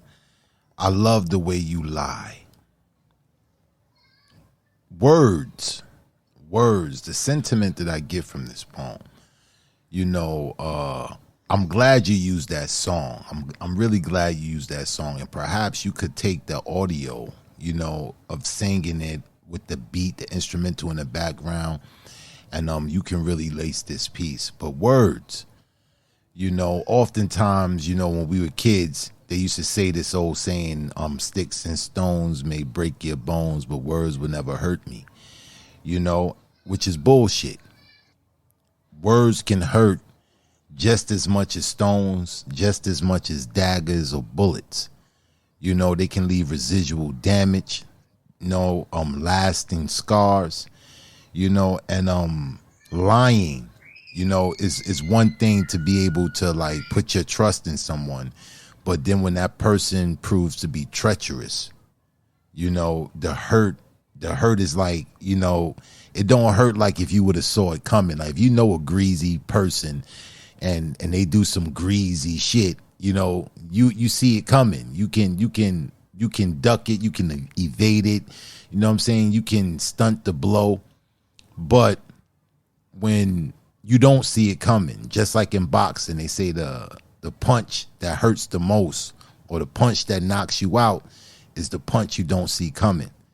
And when you put that trust in people and then they prove to be treacherous, man, it can have lasting and residual damage. I love the fact that you brought that sentiment to the forefront in this poem. You know, be mindful of what you say. You know, the things you say, you will be tested. You know, and I thought this was a magnificent poem, Queen, a magnificent poem. And I think you should really think about, you know, getting the track and making that a track, because I think it would be dope. Payne, what you thought about it? Um, definitely would love to see this track produced. I know you said you just wrote it, so we're not gonna get into too much of the delivery aspect of it. Even though I thought you did a good job delivering it, I also appreciated. I don't know if you did it on purpose or not, but there was a certain flatness that you approached the hook with, and I dug it because it just made me feel like you were numb. Like it made me feel like these lies and these things had kind of made you feel numb. So the way you was like just gonna stand here and watch me burn, it was almost like you was numb to it. So I dug that. And I love this piece. This piece really got me um um um it got me invested. Not only because of your delivery, but because of the content. And I was just involved with your telling of of these events. I agree with Black. I think you should really look into maybe performing this with the instrumental and really kind of making this an audio track. This is a dynamite piece, and I appreciate you for coming through with it, High Priestess. Thank you, Kings. I truly appreciate it. Most definite, sis. Most definite. Oh man, we setting it off nice for the second half. I like that. I like that. You know, I seen this video, bro, of I think it was Emily Sande, and she had a song along those lines, and the visual video, you know, they had this couple arguing, and when he was shouting at her, it was like bullets was flying across the room. It was hitting her like, oh snap! Like the video visual of that was like, I was like, wow, it was breathtaking, and it left that lasting impact of how much words, you know what I'm saying, could hurt you, and the most treacherous of words are lies, man. You know what I'm saying, and it's crazy, but yeah, bro, who we got next on the mic? Next on the mic is Mizu Robinson. Oh, Mijou, bring the brother on up to the stage.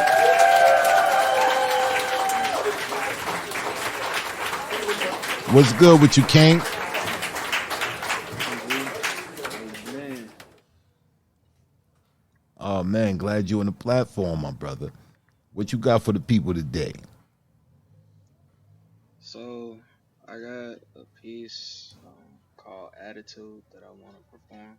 All right, attitude.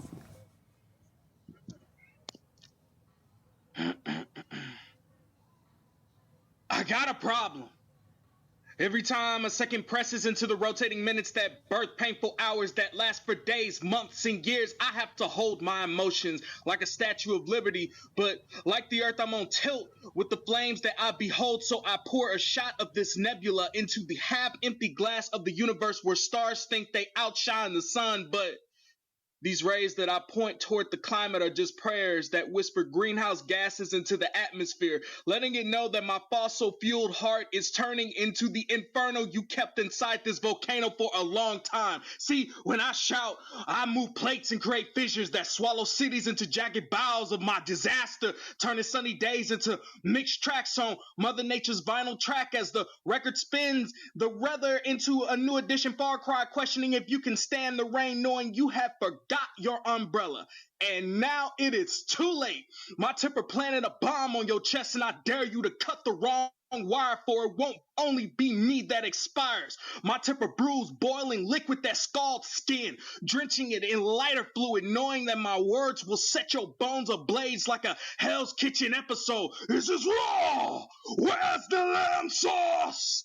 My temper has tampering temptations that sing R&B to the soul, and I don't mean rhythm and blues, I mean rage and bitterness. So I consider this a warning at one time until the yellow caution sign presented an exclamation to the point of my frustration. So now I read the signs that said stop, but the mild green high of my emotions kept floating till the smoke of God gave my nerves a Bible verse so I could come down.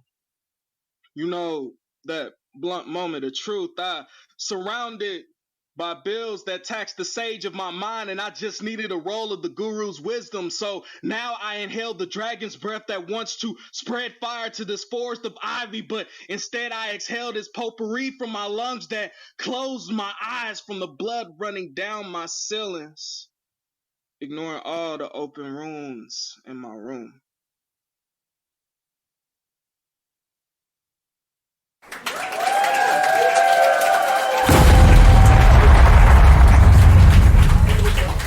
Wow. One more bomb for that one, man. One more bomb. Attitude. Attitude. All out the gate, you brought attitude with this poem. Out the gate. I love the urgency of your cadence, man. I love the urgency of your cadence. It was just so many different lines, man. You said stars that think they outshine the sun. That was dope. That was dope. You said stars that think they outshine the sun. Phenomenal. I love the weed parallel you use. That whole weed scheme, how you get the green, you inhale the smoke and you come down, you know what I'm saying, to the blunt, you know what I'm saying? You said blunt moment of truth.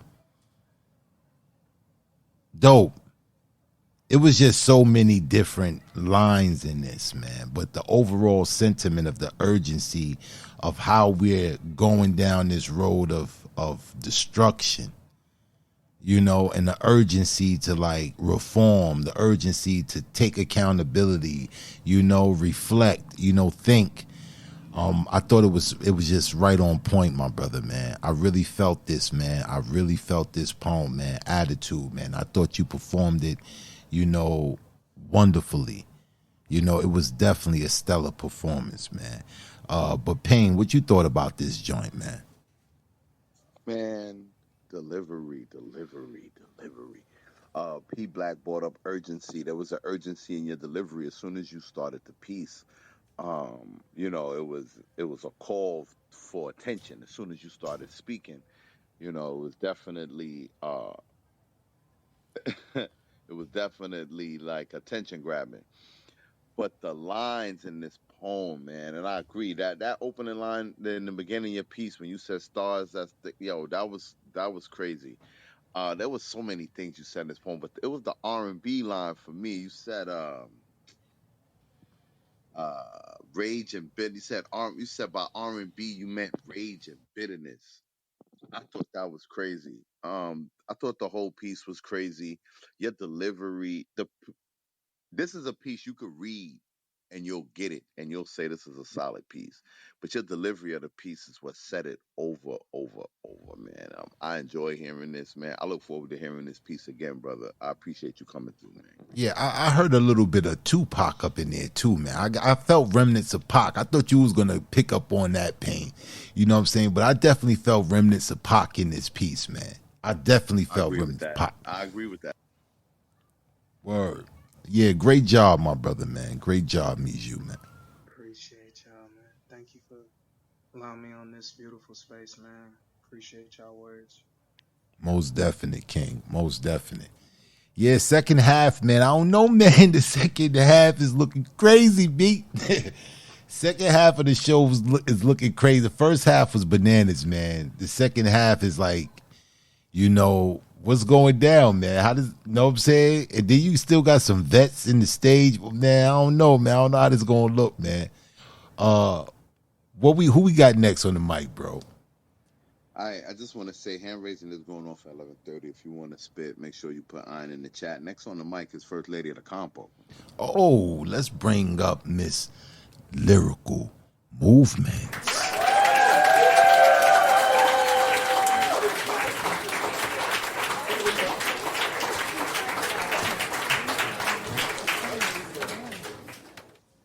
Peace, Queen. What's good? Compo in the building. What it do? Comp all day, and good luck on the on the competition you guys are in. I am hoping you guys win. I know it's important to you. Most definite, man. Make sure, you know what I'm saying, this is for all of us, you know what I'm saying? Because you coming up on the stage with us, man. Compo coming through, you know what I'm saying? We bringing G out, everybody. Yo, we get on this shit, we doing it big. Compo, for real, for real. But what's good with you, Queen? What you got? What you got for us tonight? I have something for the Most High. Mm. I've been feeling really spiritual. Or as always, I've always been spiritual, but I've been feeling really spiritual lately. So I don't know. I guess I'm just tapping in. Every now and then you have to tap in. So this is I call on you. I call on you today, dear Father in Zion. Please hear our cries. You have brought us to life more times than we can even count. These days are filled to the brim with obstacles, disappointment, never ending, and unlimited pain. I know I'm stronger. I do not break as easily. I know I'm wiser. I choose my fights precisely. But Father, there are parts of me broken from birth. There are parts of me hidden into the depths of the sea. You see, this mask used to own me. It used to console me, but now I can see. If you are not in my eyesight, diagnose me, I'm blind. If you are not by my ear, diagnose me, I'm deaf. If you do not move my feet, I will die where I stand. So, in honor of the truth, I am struggling to get through, struggling to believe, struggling to breathe, struggling to stay afloat. You have always been my rope. You are my window. You are my countenance. So, in honor of you saving me this morning, in honor of you taking care of me tonight, in honor of your mercy, I thank you for my second chance and the third and the fourth, because I am a sinner. I am a fallen Shiro who is just trying to pave a way. No one kicked down the doors for me but you, God. I worked my soul ragged, harder than anyone near me. This is just my way of spotlighting the driving force behind everything I do. It is you. It has always been you. I may be the only fool, left awaiting the Savior in the sky. But if that is the case, then so it is. It is I. I have been a fool all my life, so maybe in death, there will be more fools than myself. However, I am no one's psychic. So I guess we will all see if you exist. Because there is one constant in life, and that is life. So without life, there is nothing. Therefore, each breath I take, you are there because you are life. They may be confused as to what you sound like. They may be confused as to what you look like. But Jah, I know how it feels when you touch me. I know how it feels when you pick up my head. I know you. You see, I know you. I know you woke me up this morning. I know you captured me from the invisible slaughter. I know you are he. I know I am your daughter, the man who has chosen this life for me. So in honor of you, I never would have made it. Thank you. Thank you for my blessings and for my knowledge. Thank you for my revolutionary prowess. I can inspire because you have inspired me. I can live because I have died 1,000 times in this lifetime, 1,000,000 times, but who's counting? The pressures are mounting, the pain subsides, and then it plays, and then it hides. You will not win this war, Satan. I am up, and then I am down, but when I get back up again, the rest is history. Selah. And to the only Father I have known, I seek not the signs of you. All I know is whenever I slip, the only hand I see is yours. I can call on you at any time. You are real to me. Illuminate my path. Illuminate my soul. Take me to the next plateau. Today I call on you. And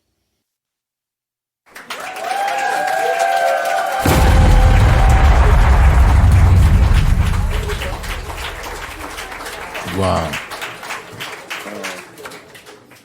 Yeah, man.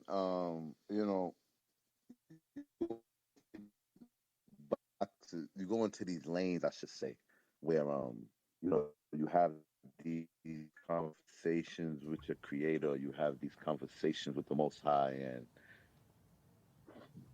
and it's always endearing, and it's always tender, and it's always sincere, and it's always fulfilling. And I always appreciate that from you when you do these pieces. And the cadence and the delivery is always strong but vulnerable at the same time. And I appreciate that about your approach when you go into these lanes. And I appreciated that piece from you, Black. Yeah. Yeah, this was a heartfelt piece. What was the name of this piece again, Lyrical? I call on you. I call on you. The sentiment behind this piece, man. It brings my memory to a verse that's in the Quran. And when I read this verse, you know, during the time when I read it, I was going through some things. And when I read the verse, it literally brought me to tears because it just hit so hard. I really needed to hear that because I was going through a lot.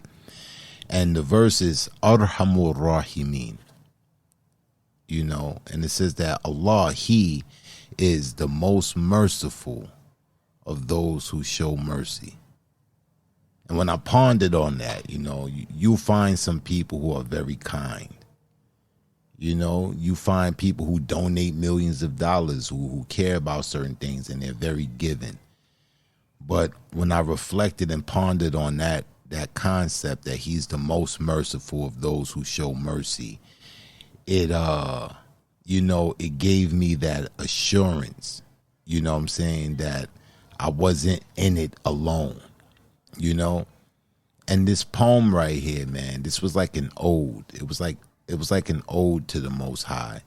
You're beseeching his bounty, you asking him for strength when you're weak.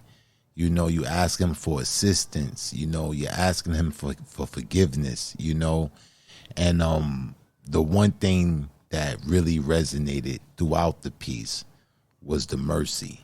You know, that's the thing that stuck out to me the most. But this was a great piece, man. Very heartfelt piece. Great job, Lyrical Movements. Thank you, Kings. And you don't even know this, but I've, as of late, I want to say maybe like the last month, I've been laughing around my house and saying, there is no mercy. Mm, So you wouldn't even know that. mm, So for you to chime in and share this, tidbit, not to, discredit what you're saying, but this feeling, this emotion, this memory, right? And not even knowing that I have this no mercy, mm, I feel that's connected. So I thank you. definitely. I thank both of you for the platform, just for the energy. It's been a great show, like you said, and I guess I land my plane on that. Peace, love, and light. Peace, Queen. Peace, man. Great peace, man. I'm all in my feelings now. I'm in my tinglies, pain. I'm all in my tinglies, man. You know, I'm in my reflective state, man. You know? Yeah, yeah, all right, man. I don't want to know about your tinglies. All right, bro. Who we got next, man? Who we got next on the mic? I think it's. I just Listen, want to make man. sure. Don't start. Listen, I've listened. Don't start with the I know when you start with the you ain't got your glasses. You need a minute. You know what I'm saying? Okay, I was right. I was right. Next on the mic. Give me a chance, man. I just want to make sure I'm good. Because I'll be relying on the memory. Next on the mic is my time. Let's bring my on up to the stage. Bring the queen on up to the stage. What's good with you, Queen? How you doing? I'm good, King. How y'all doing? I'm good. I'm well. We I'm good. We well. good. Can't wait to hear this journey we about to go on. Let's get it. All right. So I got a new piece I wrote last week, I think, or earlier this week, one of the two, I'm not sure. And I titled it "Not a Baddie." Not a I'm not baddie. a bad, not a baddie. Okay. Uh, I'm not a baddie. My ass not fat. My stomach not flat. I don't got no BBL. Not rocking no Gucci, no Chanel. No baller paying my bills, cause I'm not a baddie. My natural looks are not good enough for a man to say her tabs on me, cause everything I buy is on me. And I ain't begging for a damn thing, but it'd be nice to have a ring. But then again, I'm not a baddie. I'm not getting flown out, will never get shown off. Excuse me. I'm not getting flown out. Would love to be shown off, but my dark skin and broad shoulder throws him off. He loved me in the dark though. Late night car park though. Instagram is where it start though. Like baddie, baddie, baddie is a trend. Fake ass and tits for the win. When his natural beauty gonna get popping again? But then again, my natural beauty is not good enough for him to wife me. He can't seem to get over my gut. My discoloration got him in a rut. He hate my stretch marks and the fact that my waist not thin. I'm good, but I'm good enough to fuck, not good enough to love. He rather have a Barbie with a fatty who's bad. Well, I'm just a fatty who wanted love, who played with brags. He don't really like me, but he wanna do me, which is bullshit. The same shit I work hard for, the baddies get for free and so much more. I'm not hating, do your thing, but Miss Bad Bitch, we are not the same. I really get my shit out the mud. I don't experience pretty privilege. Women like me are a blessing in disguise, but we always getting treated like shit. You determine because I'm not a bad bitch, I'm not a good woman, but the same bad bitch will set you up for a Negro with more money. Shit be funny because a fat ass will turn you Negro straight dummy. Passing up your wife for women who leave in the middle of the night. And she won't help you with a fight. She won't help you in a fight. She only wants to spend your money. Then she be somebody else's wife. But see, a regular woman like me go always make sure you eat. She gonna protect you any way she can, and her eyes won't be on no other man. Her heart will always be in your hand, but you ignore her. You degrade her, you play her, and you say to her, you ain't this shit because you ain't a bad bitch. I'm not a baddie. Not into the latest fashion. Sometimes I do wear lashes, but then I'm called catfish. Contradiction much coming from the same man who like plastic tits and silicone butt, but Baddie, baddie, baddie for the win. She left you for your best friend. The same one that told you I was too basic. How you trying to upgrade me when you basic too? Lower your standards, boo. The same bad bitch you praise so much, she don't even want you. Yet my regular ass do, but still is baddie, baddie, baddie for the win. You're not bad if you too big or too thin. Train that waist. Lift that face. Risk your life to live that Instagram live. Excuse me, risk your life to live that Instagram lie. I researched that about 100 women per year die due to plastic surgery. Now, you would say that's a low number. I'll say it's already too high. Ladies, just love our natural selves. And if you choose to change something, do it for you and nobody else. And nobody, if no one else told you, you a bad girl, naturally, beautifully, uniquely, and no mistake was made. Natural, natural, natural for the win. We gonna get it popping again. Peace.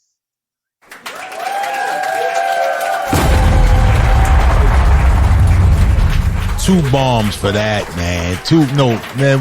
We going 3 bombs for that, man. 3 bombs for that, man. 3 bombs. Wagwan and we wata. What?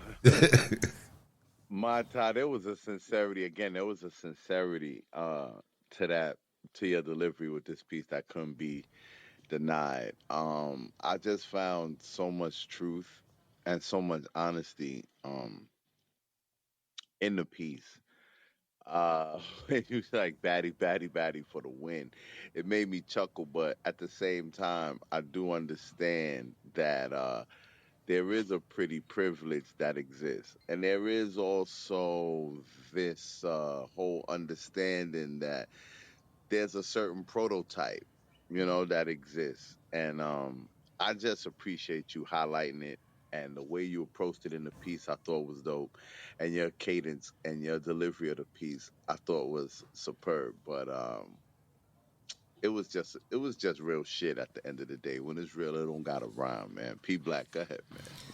Baddie, baddie, baddie. That makes you a baddie. This poem makes you a baddie.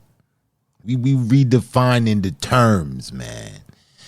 Damn it, man. Yo, I'm over here screaming because to hear poems like this, it reassures me that we have like-minded people, like minds that see things the same way. For the fellas, you find us, we get so consumed with the body type. It was a time back in the days, man, what I'm saying, when curvy women was, they should throw a lot of shade at curvy women. But now we're living in a day that everybody want the curves, and I say this all the time. We got to really redefine the way we view each other and what we find value in. Because value is something, like, we put value in money, but money has no real value. It's paper. But the value we put in it, the attention we give it, the reverence we give it, it gives it power. We got to redefine what it is that we give value to. What's valuable? I mean, you put out in this poem how many of the sisters is dying on the operating table.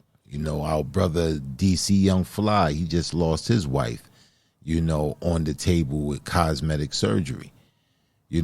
So this day and age, everybody's trying to achieve this perfect body, for what? Years later, for it to deteriorate you, and you to go through all these different complications. Point in hand, look at our sister K Michelle. You bringing awareness to what's going on, for the brothers and the sisters. Brothers putting all this value in these things, but like you said, this the same chick that's gonna go and sleep with your homeboy, spend your money and become somebody else's wife. It's a game, and we got to change it. And I love the fact that this poem brought awareness and attention to it. I thought this was, you did a phenomenal job. Even with your delivery of it. I love the emphaticness of your cadence, and I just thought you did an overall good job, man. Great job, Monty. Thank you, thank you. I appreciate that. Thank you for the space as well. Most definite, I'm sister. nominating this piece. Yeah, I second that, bro. I second that. Yeah, you a baddie for that. You a baddie, man. You a baddie, and this is how it's going down, man. We redefining the terms. You are a baddie with a pen like that. That makes you a baddie. Facts. But yeah, man. All right, Payne. Who we got next on the mic? Brooklyn is in the building. Oh, don't tell me, man.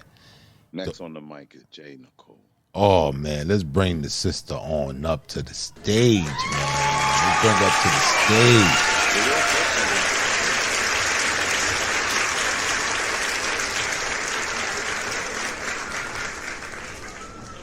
Where Brooklyn at? Where Brooklyn at? Where Brooklyn at? Where Brooklyn at? All right, can you hear me now? Yeah, we got you. We got you. What's good with you, Queen? What's good with you? What's good, fellas? I'm chilling. I'm good. I'm blessed. What's good with y'all? Oh man, I'm good, man. I'm good. We good. We good. So what you got for the people? Where Brooklyn at? Mm, I got this piece. It's called "It's an Ode to Brooklyn." Oh, okay. This Yeah, this this is, this it is sound like absolutely me and you doing the same thing right now, Jay Nicole. It sound like me and you doing the same thing, man. I got them oh ears. I word. got them ears. I know what I hear. Yeah, probably, most likely. I'm pretty sure. All right, let's get it. Let's get it. All right, this is Old Brooklyn. I remember a long time ago, way back when, how things used to be in Old Brooklyn. I remember a long time ago, way back when, how things used to be in Old Brooklyn. This poem is an ode to Old Brooklyn, to what it once was and now is. I'm Brooklyn born and I'm Brooklyn born and raised. Pardon me, a proud Bed-Stuy representative. I boast about it being a home of Biggie and Jay, and Boucher Wright and Spike Lee, in addition to several other artists that inspire me. Brooklyn's the place that I call home. It lights a fire in me. It could just be that Bed-Stuy do or die on me. And wasn't nothing like summertime in the sky. I love being outside. A sweet melody of noise. Children's laughter, grown folks talking, Johnny pumps flowing, and the wheels of my brother's skateboard. My mom never wanted us to stray too far from the front gate, too young to understand what she meant about things not being safe. And that seemed to always be the case, especially back in the 90s. You see, things were different. The guys didn't wear tight jeans, and you couldn't see their boxer briefs or high knees. Some went into baggy jeans and too many of the wrong things, such as guns and excessive gunplay. They're either dead or in jail and not here to tell their story today. So many lives lost to senseless violence, lives shattered, pure havoc and discord. You got atheists on their knees running in churches praying to the Lord. And then the new millennium arrives. And through it all, Brooklyn survives. And just when we start to rebuild and heal, there's more youth holding heat, more bloodshed, more latchkey children, more babies having babies, an overall lack of parental figures and no guidance. The youth usually find out the worst way just how hard real life is. And now in current days, my Brooklyn, man, oh man, she's changed. Families are being priced out of residential neighborhoods. The cost to rent ain't cheap, and I don't give a damn how nice the space. I'm like over 30, baby. I don't want any fucking roommates. Things have really changed. And they're constantly trying to rename my Bed-Stuy from Stuyvesant Heights to East Williamsburg. What's really good? These gentrificators need to respect the history. Our people migrated from Harlem to Brooklyn back in 1936 in the happy pursuit of home ownership. I'm just Brooklyn proud, baby. It's imperative that we maintain what our people previously established. This poem is an ode to old Brooklyn. That's old Brooklyn, y'all. Thank you. Where Brooklyn at? Where Brooklyn at? Where Brooklyn at? Where Brooklyn at? I'm not gonna take too much of y'all time with this. I definitely dug the sentiment of the piece, man. I appreciate the historical value. in the piece. And I kind of felt your emotions in this one, Jay Nicole. You let your hair down a little bit in this piece. You got a little passionate. You got a little passionate about BK. So I I love Brooklyn. appreciate it. I appreciated that. I appreciated that, man. And yeah, I appreciate the passion about being where you from, man. I definitely can appreciate and acknowledge that. It's an NY thing at the end of the day. And I'm gonna let P Black splash all over this poem because that's what he about to do. Yeah, we're Brooklyn that. Yeah, that Brooklyn bullshit, I'm on it. But yeah, man, this poem was definitely an ode to Brooklyn. So many different things you brought to light. Brooklyn had their version of the Harlem Renaissance. You know what I'm saying? A lot of black actors and musicians, they gathered right there in Fort Greene. Wesley Snipes, Yep. Spike Lee, you know what I'm saying? Chris Rock. It was a whole bunch of them that was right there, man. And gentrification came around and they start moving out. As they Yep. start moving out, and you see it's swept across Brooklyn, like you were saying, Stuyvesant Heights. I was like, wow, man. Same thing they did with Flatbush Gardens. You know what I'm saying? Mm-hmm. Like, he's like, damn, man. They come in and they change things. They price people out, and they can't afford to live no more, man. And it's Brooklyn is changing, and I'm not saying it's all for the bad. Brooklyn is looking a lot cleaner. It's looking a lot cleaner, but it's like that mentality of coming in and taking over, and people who their legacy lies in the city, they're being outsourced out, like getting pushed out, and it's crazy. But I love this piece, man. I love this piece, man. To bring all Thank those you. different things to awareness, man, and how great Brooklyn is, man. And I wanted Payne to really hear this piece, man, because you know what I'm saying, he be on that Bronx bullshit, but it's no place like Brooklyn, man. It's There's no place like Brooklyn, and I've facts. been in the Bronx the past 4 years. No disrespect to the Bronx, but it's just Easy, a different easy, planet. easy, Jay It's a Nicole. different Easy, planet. easy, easy, Yeah, easy. you saying it right. It's different. It's different. Payne is an honorary Brooklynite anyway, man. He be in Brooklyn so much, man. So I no. got mad love for BK. Don't get it twisted, but I'm born, bred, and created in the Bronx. Don't ever get it twisted. Respect. Oh man, but yeah, great piece, man. Great piece, Jay, man. This was Thank this you. was dope, man, and it was heartfelt for me. It was special for me, especially. Oh man, Thank you. We appreciate you, sis. Thank you for coming through with that. Thank y'all for having this platform always. Like, it's just dope to be here. Thank you. most definite, most definite. All right, Payne, we winding it down. Hand raising is officially off. It's 11:38. You know, what's going on? What the list looking like? We got a few people left. We appreciate y'all for hanging in there. Everybody that didn't spit yet. Next on the mic is the all around queen, Mama Oladeji. Oh, let's bring the all around queen on up to the stage. Mama O. Hey mama, what's going on? So, I've always had a problem with. I don't mind if anybody plagiarizes, but I have a problem with them plagiarizing and not giving the person's name.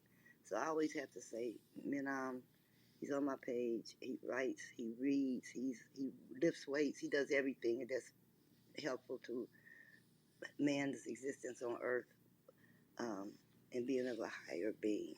So I still do my little rants and stuff on, plagiarism, but I'm learning to just let it go because Minam told me that I should just shine and not worry about the polarities that's in this world because they're gonna be extreme polarities of righteousness, godliness, and unrighteousness, and extreme wickedness and wretchedness. And so He said, everything has poles. Everything is dual. He said, if you're living in one or the other would not exist in your world because you are living in the present. And that's what I'm trying to do. I'm trying to shine beyond and just keep shining and mind my business and just keep shining. That's what I'm trying to do. So this poem I wrote in 2022 is called Triggers. And it goes like this. Why am I always the bad guy? Is it because I have a hard time accepting you back into my life after you've totally disregarded our relationship, friendship?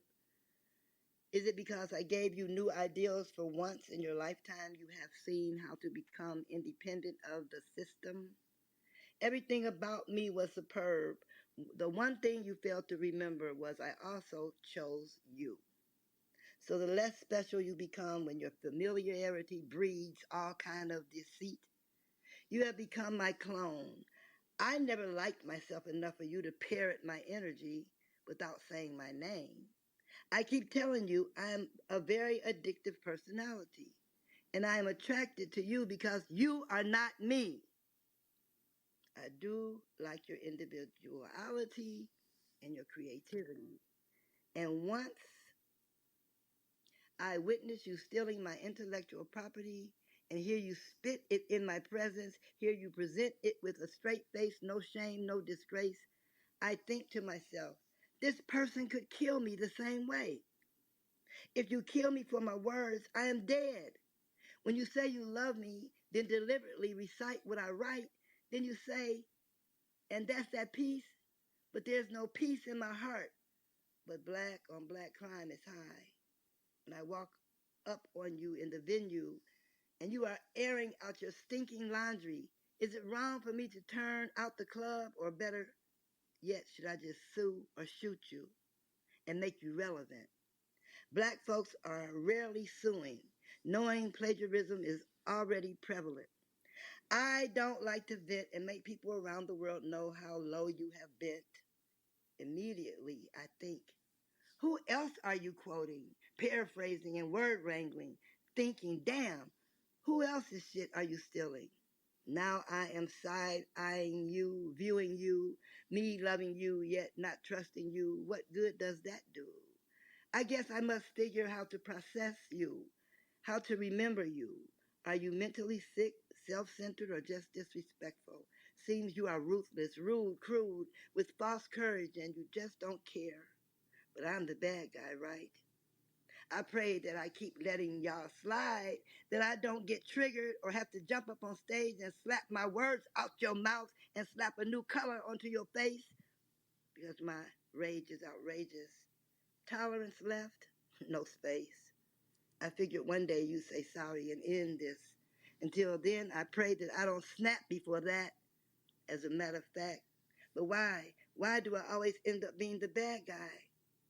And no, I will never be any man or woman's dirty little secret. If you love me, be yourself. Don't try and study me. Keep it 100. Saying you love me privately is not love. Commenting on all my rights ain't love. It's just proof that you've read what I wrote when you spoke. Minam said for me to know and not get mad about the bad in the world, because it has to be an understanding of polarities. Poem.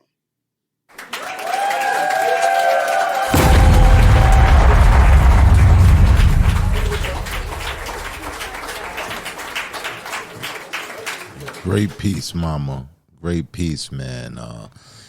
Bringing awareness to plagiarism, man. You gotta be a low down, dirty dog, man. You know what I'm saying?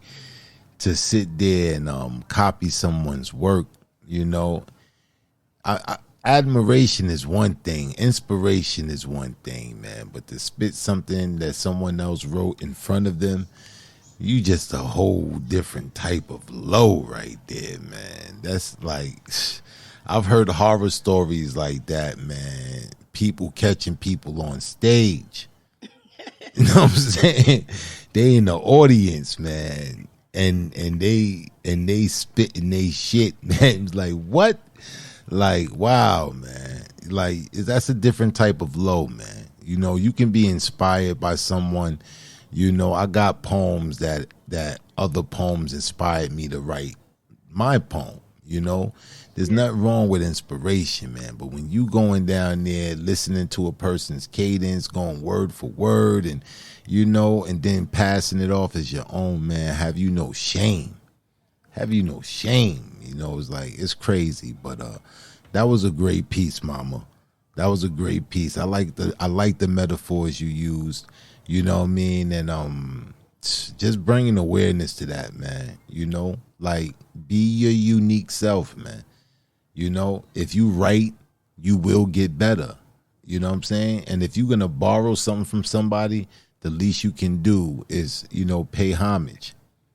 You know? Yes, even people that are dead, we even give homage to the dead poets. I mean, you know, that's their work. That's what they've done. That's what they left us with, and they should be getting credit for that. And I appreciate all the new gurus in this world that are still giving us inspiration and telling us truths about how to deal with these and how to cope with these things. And these miscreants, they will follow you everywhere. They will come where you are, even though they've never apologized. They do all kind of crazy stuff, but I'm learning how to live with it without getting, like he said, polarities.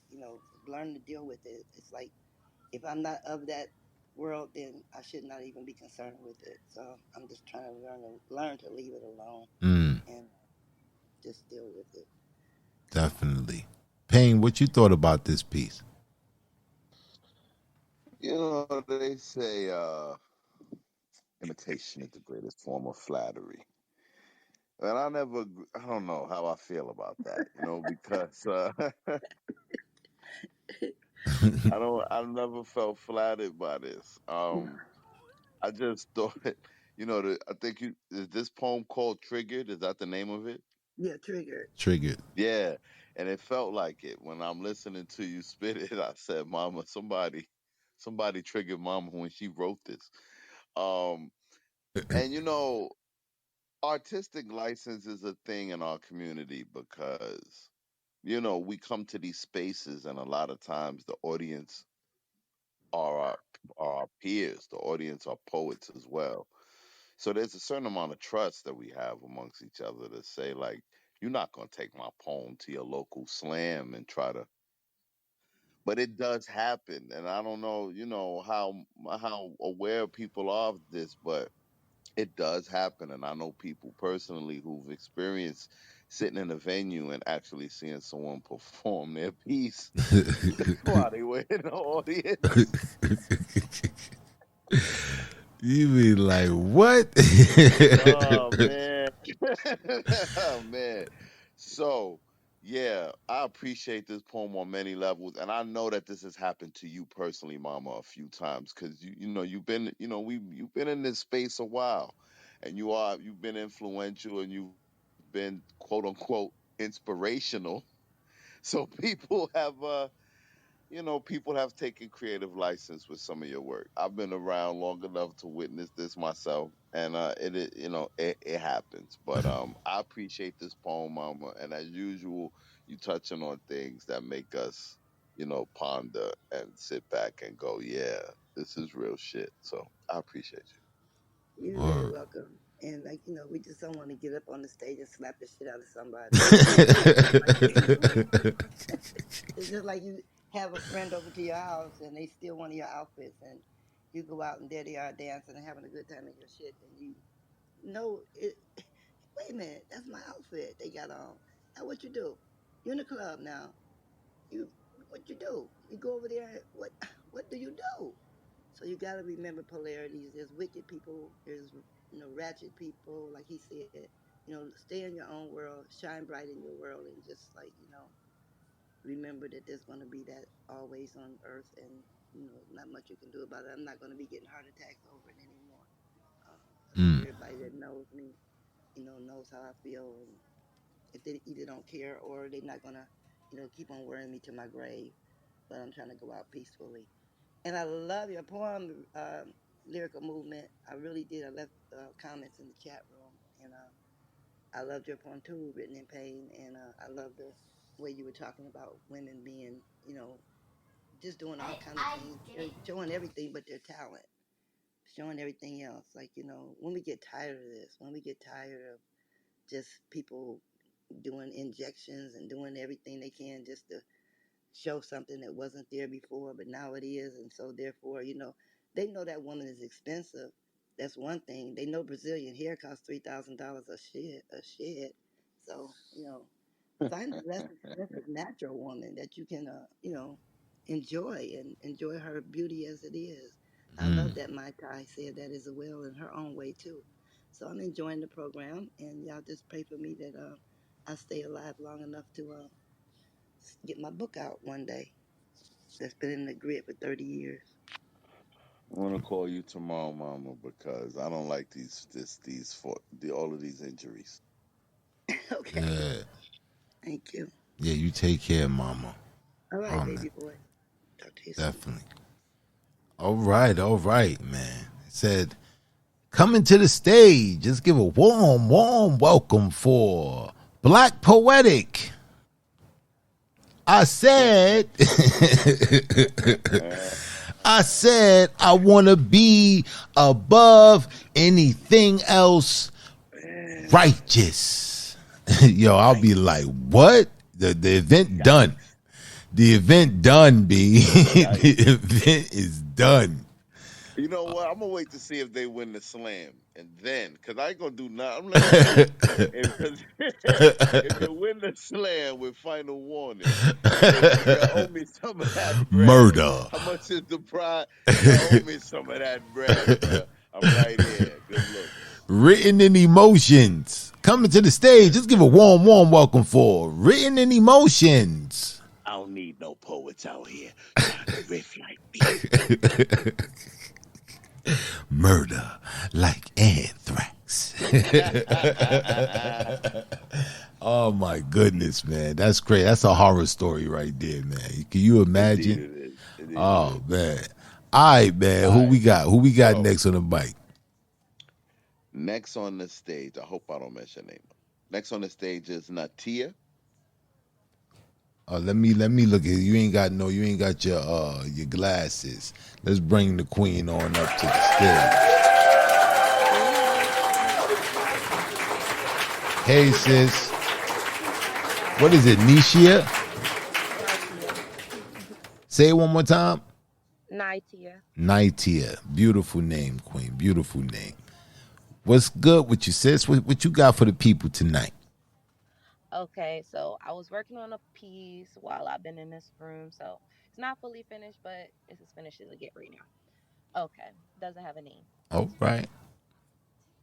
Lately, my mind has been fucking me, but I just lay still and take that dick so comfortably, even though you make me sick when you're touching me. Lately, my mind has been playing games, rewinding past memories that almost drove me insane while I was being fucked by the games of my mind. I came to a conclusion that the most precious parts of me were choosing lust over love, and just because I was scared to be alone. So every time you called, I immediately picked up the phone, even though your morals I don't condone, and I know you're up to the bullshit just by your tone. But I would still answer, act as if you were right, placing me in a position of wrong for having a glass house and inviting you, knowing you held a handful of stones, destroying everything that crossed your path. My story is just the beginning, no, the middle of your aftermath. Matter of fact, I'm the end of you fucking our mind with no protection. I'm done being the canvas to your projection of pain, inviting false love to the I said no hall of fame. I know if I wait, I know if I don't give it to you, then I be classified as lame, even though those same lips that tried to tear me down are the same lips I came onto when I needed to release. You were so clever in your massive understanding, inviting me to pour my heart while you laughed in the dark. That comes to the light. Breaking free from you has been a fight, even though my heart still craves you. It joins my mind throughout the night on the road to right. Lately, my mind has been in competition with my heart. You can hear it just by the start of this piece.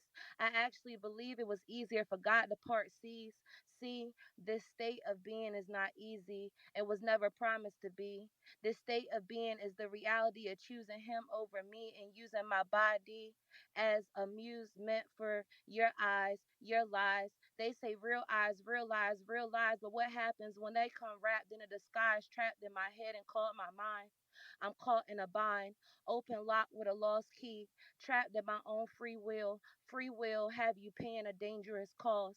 Lately, my mind has been wanting to change, but Einstein said the real definition of insane was doing the same thing over and over again in the pursuit of change. No more dick appointments, no more allowing my mind to fuck me in the pits of the night. And that's where I am in peace.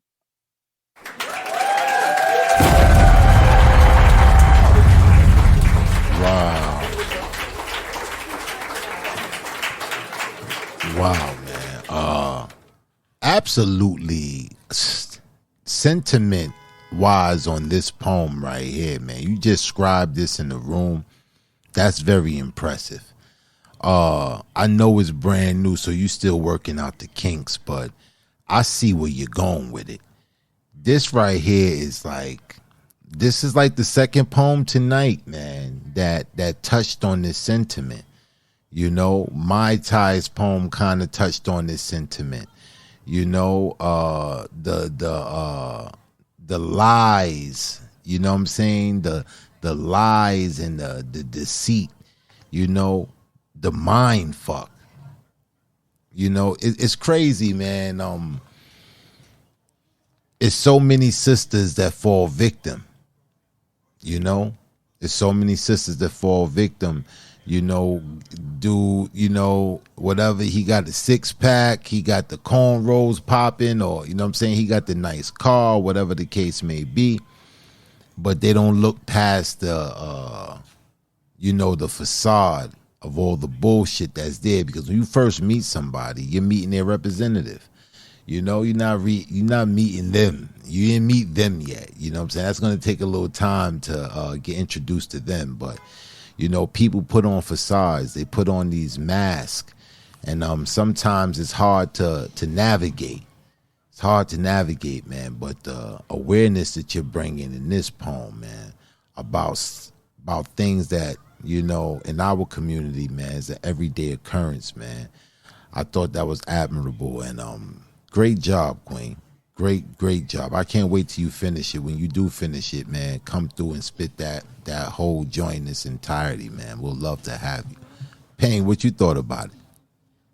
Yeah, man, I second everything you said. I really, really, really am anticipating you finishing that piece. It felt like to me, uh, you was just warming up. Like when you got to I think your last line was something like "No more dick appointments." I was like, "Oh, is he about to?" Word. So, yeah, man. I want to when you finish that piece, please make a U-turn and come back here with that, man. Please, because I really was enjoying that piece, and I'm excited to see where you're going with it. But great job. Thank y'all. Thank y'all. It was two parts of like when I was writing it. It was also like I love how you were able to deep dive into that poetic and see that route. But then also the other part that I was thinking when I was writing this was also how we can mind fuck ourselves, like how we Mm. can just how our minds will play these type of games on us, but also like it's just so much that it ties into. But I'm so ready to finish it too, and like you right, it did end with like no more dick appointments, and I was just really getting warmed up. Yeah, it's going. This definitely going somewhere, man. It's gonna be an amazing piece, man. And it's emphatic too. Do you slam? No, I haven't done it yet. Mm. Yeah, this is definitely a slam piece, man. This is a piece that you come in and you definitely going to the next round with this piece. This is official. But definitely, Queen, man. Great job, man. When you finish that joint, bring it on back. Thank you for the words and thank you for the space. Most definite, sis. All right, Payne. What we looking like, man?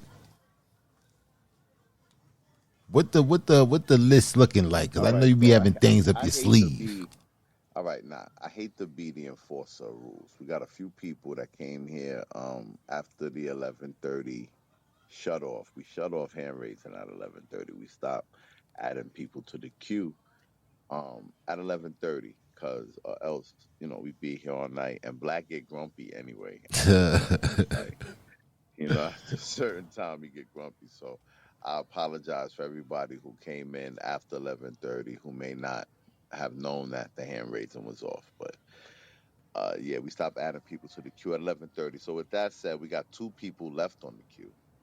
And then yeah, I might have a surprise closer. I might have somebody, waiting in the wings to Okay, close the show. I might. okay. I know you. But I know you do your best, brother. I know you do your best from week to week, man. yeah. But officially there's two people left on the queue. So Oh, the next person we got in the queue, I don't want to oh, they actually did they leave? I think they left. Oh no, they didn't. So I don't want to mess your name up. So I'm gonna just invite you to the stage. all right.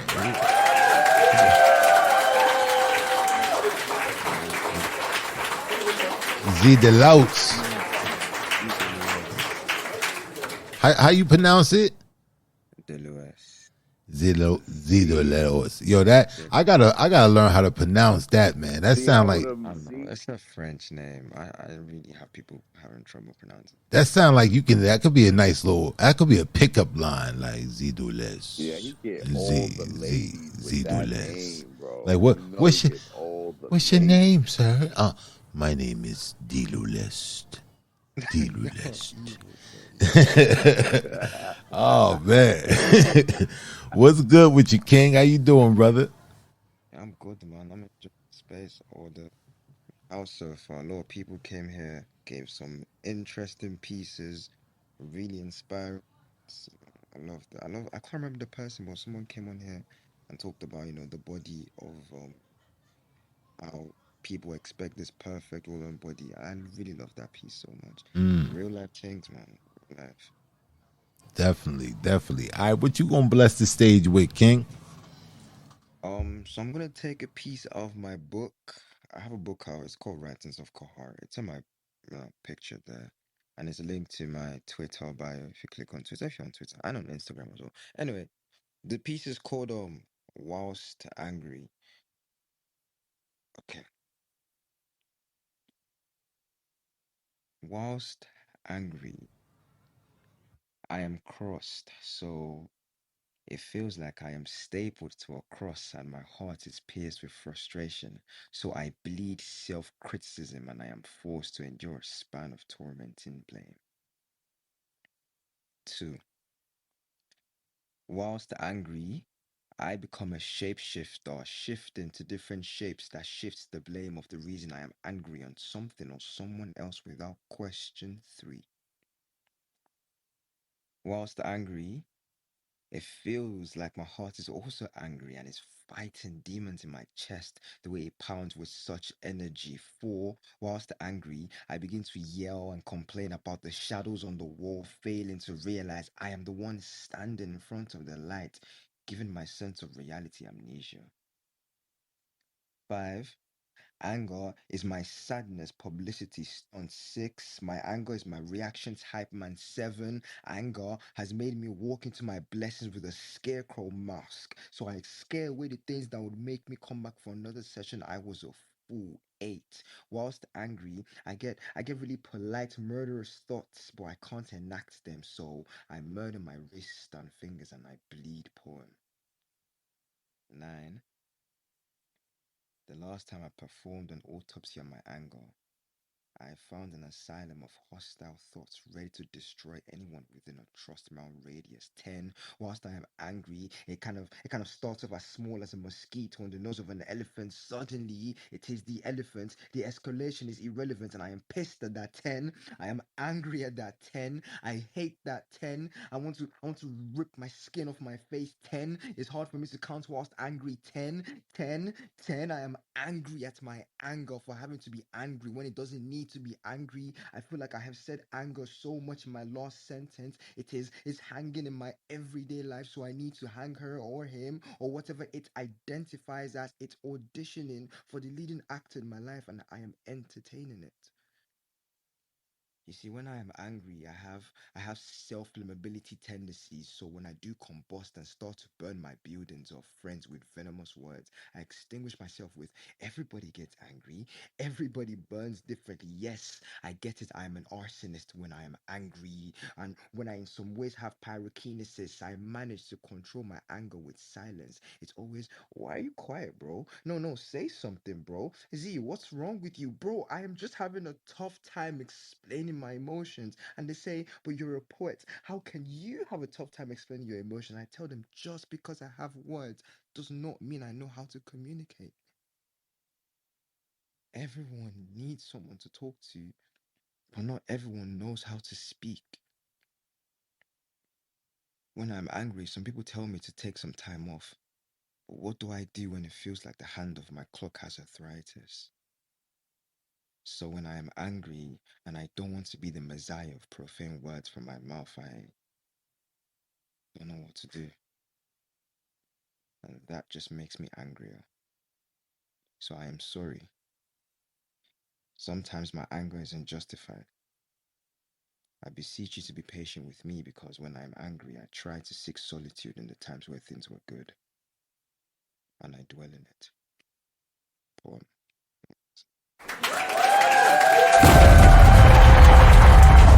Wow. Wow, man. Absolutely brilliant, man. Very eloquent, very sophisticated, man. You saying some deep shit. This gave me, the vibes of Emerson, man. This is pondering literature right here, man. Thank you. Whilst angry. It makes me think of this old Islamic tradition. La taghdab.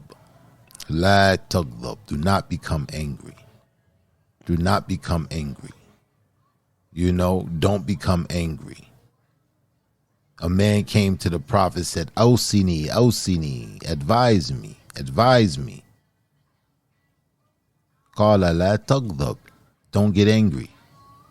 And by him saying don't get angry, the man seemed like he got angrier. But You're a real shit, bro.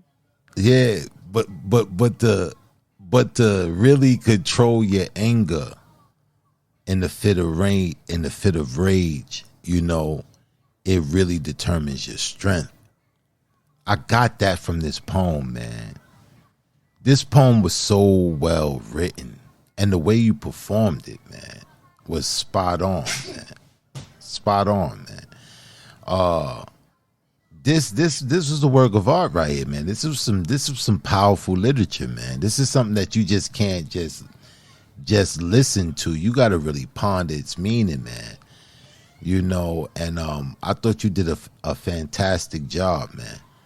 A fantastic job, man, bringing awareness to anger, you know, and self-reflection, self-awareness, being aware of what happens to you when, you go through these changes, man. But this poem was dynamic, man. I thought you did a great job. Payne, what you thought about this? Um, this is crafting art right here. This I thought everything from the delivery to the writing was spot on.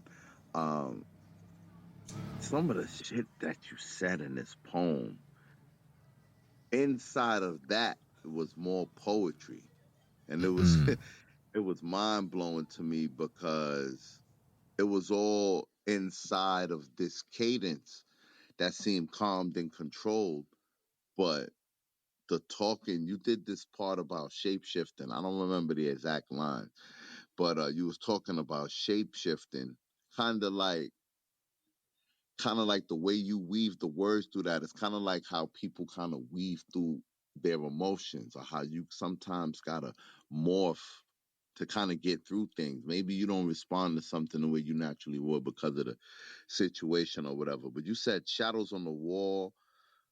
I'm the one standing in front of the light or something to that effect. That was visual to me. Like when you said that, I thought about that. And then in terms of the shadows, to me, I just that resonated with me as well because I looked at it like maybe like demons. I don't know, maybe demons from the past or guilt or I don't know. But you said you bleed poems, bro. Just like your penmanship in this was crazy. I appreciated it because I appreciate writing and I just appreciate wordplay and I appreciated your approach in your delivery and how you was talking about rage and anger. You was doing it in this controlled way. It almost reminded me of like Bruce Banner. I was about to say You that. know what I mean? Yeah. Uh yeah, man. He said, just because I have words does not mean I know how to communicate. That was deep to me. Word, the That last was deep. stanza of that joint, like when you thought it was over, he just dropped a whole nother jewel, like a whole nother poem at the end of it, man.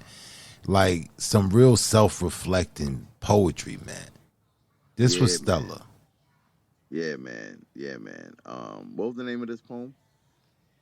It's called Whilst Angry. Whilst angry, man. And I love the Yeah, I that. love the language, man. Who Yeah, uses man. whilst? Nobody uses that, man. You know what I'm No, saying? man. Nobody uses That's really Well, unique. You know what I'm saying? I chose that on purpose. Yeah, Yeah, that's man. very It's creative, definitely. man. That's very I'm it's definitely nominating this poem for the name of the room, yeah, man. me too, Thank bro. you for coming through with that piece, man. I appreciate you. Thank you so much, bro. Thank you for giving me the opportunity to just perform it. It means a lot to me. Definitely, King. Oh man. All right, Pain, man. Yo, the second half got crazy, man. The second half got crazy, man. Second half got crazy, B. I'm just saying. I'm just Yeah, putting it man. out there. The second half got crazy. All right, who's the final person before you go up under your sleeves and pull out, you know what I'm saying, magic acts and all that, how you do? Who's the last person, the official last person on the show tonight? All right. Closing out the queue is Marcus Creek. Oh man, we ain't hear from Marcus in a minute. Bring the brother on up to the stage, man. Marcus, man, what's going on with you, brother? Long time. Oh Long man. time since I heard you guys. Yeah, man. It Very feel like it's been eons, man. Seriously, man. yeah, definitely. Now, what I'm going to say is up to you to guess the title. All right. Jupiter, black holes, quasars. I feel them, yet unfamiliar. I don't see. My hands, my body, natural, moderners, funny looking, weak, small. Compare, I'm no enemy. Machines, metallics, acrylics, coppers, titaniums, unfamiliar, unusual forms, its shapes, its looks, they use so highly, not themselves. They're not weapons. Confusing, infusion, too much. Nanobots, don't know that. Calculations, what is that? Computers, no sense. Vocabulary, disgusting. Yet I don't speak them, but I feel they're bad. Things, I see them. They are funny. They use it to beat their beast. I myself don't need them. Weapons, my hands, my feet, my body. Can they say they fought crocodiles, sharks, beasts that are way more powerful than little man? I fought them. I ate them. You see, I am here. Why afraid? I am your ancestor. You should know me. You should love me. Don't hate. Don't fear. You're too weak. Why would I pray? That doesn't pose a challenge. You see me. You're confused. I've been around longer than you, but yet I find many things funny. The sun, the moon, I feel, I see. Comedy, remedies, incitement, entertainment, relentless. None of you are. Yet I laugh, but don't understand. Plants feel good too, but you don't know. But I know. Though I can't speak them, but I know them. I feel them, and I love them. You should too. You hurt. Mother, you walk on. Why? Poverty, currency, Bitcoin, bullshit. Never heard. Non existent. Until now. You supposed. Evolved. Actually devolved. Little ones. I should be pinnacle of your genes. But yet, you claim you're higher. You're smarter. But you're not. Think about it. You see, you don't hear. You don't feel. You don't love. You don't give back. You take. When I take, I give. What I don't finish, it's left to mother to take. She birthed it. Why not give it back to her? Would you do the same for your mothers? So much business. You don't know family. Moderners. Modern men. Too much. Confusion. Same sex. I don't know that, nor understand it. But yet I don't hate. Confusion. Delusion you see. But I'm better. Because I don't speak English does not mean I'm not aware. And I'm aware of treacheries, democracies, demented. All of you are. They are. They should be primitive. But yet I am. But you know, and I, there's always free. Nature has always been with me. Once again, you heard the ultimate caveman, the beast killer, the dinosaur killer, the pinnacle of what man should be.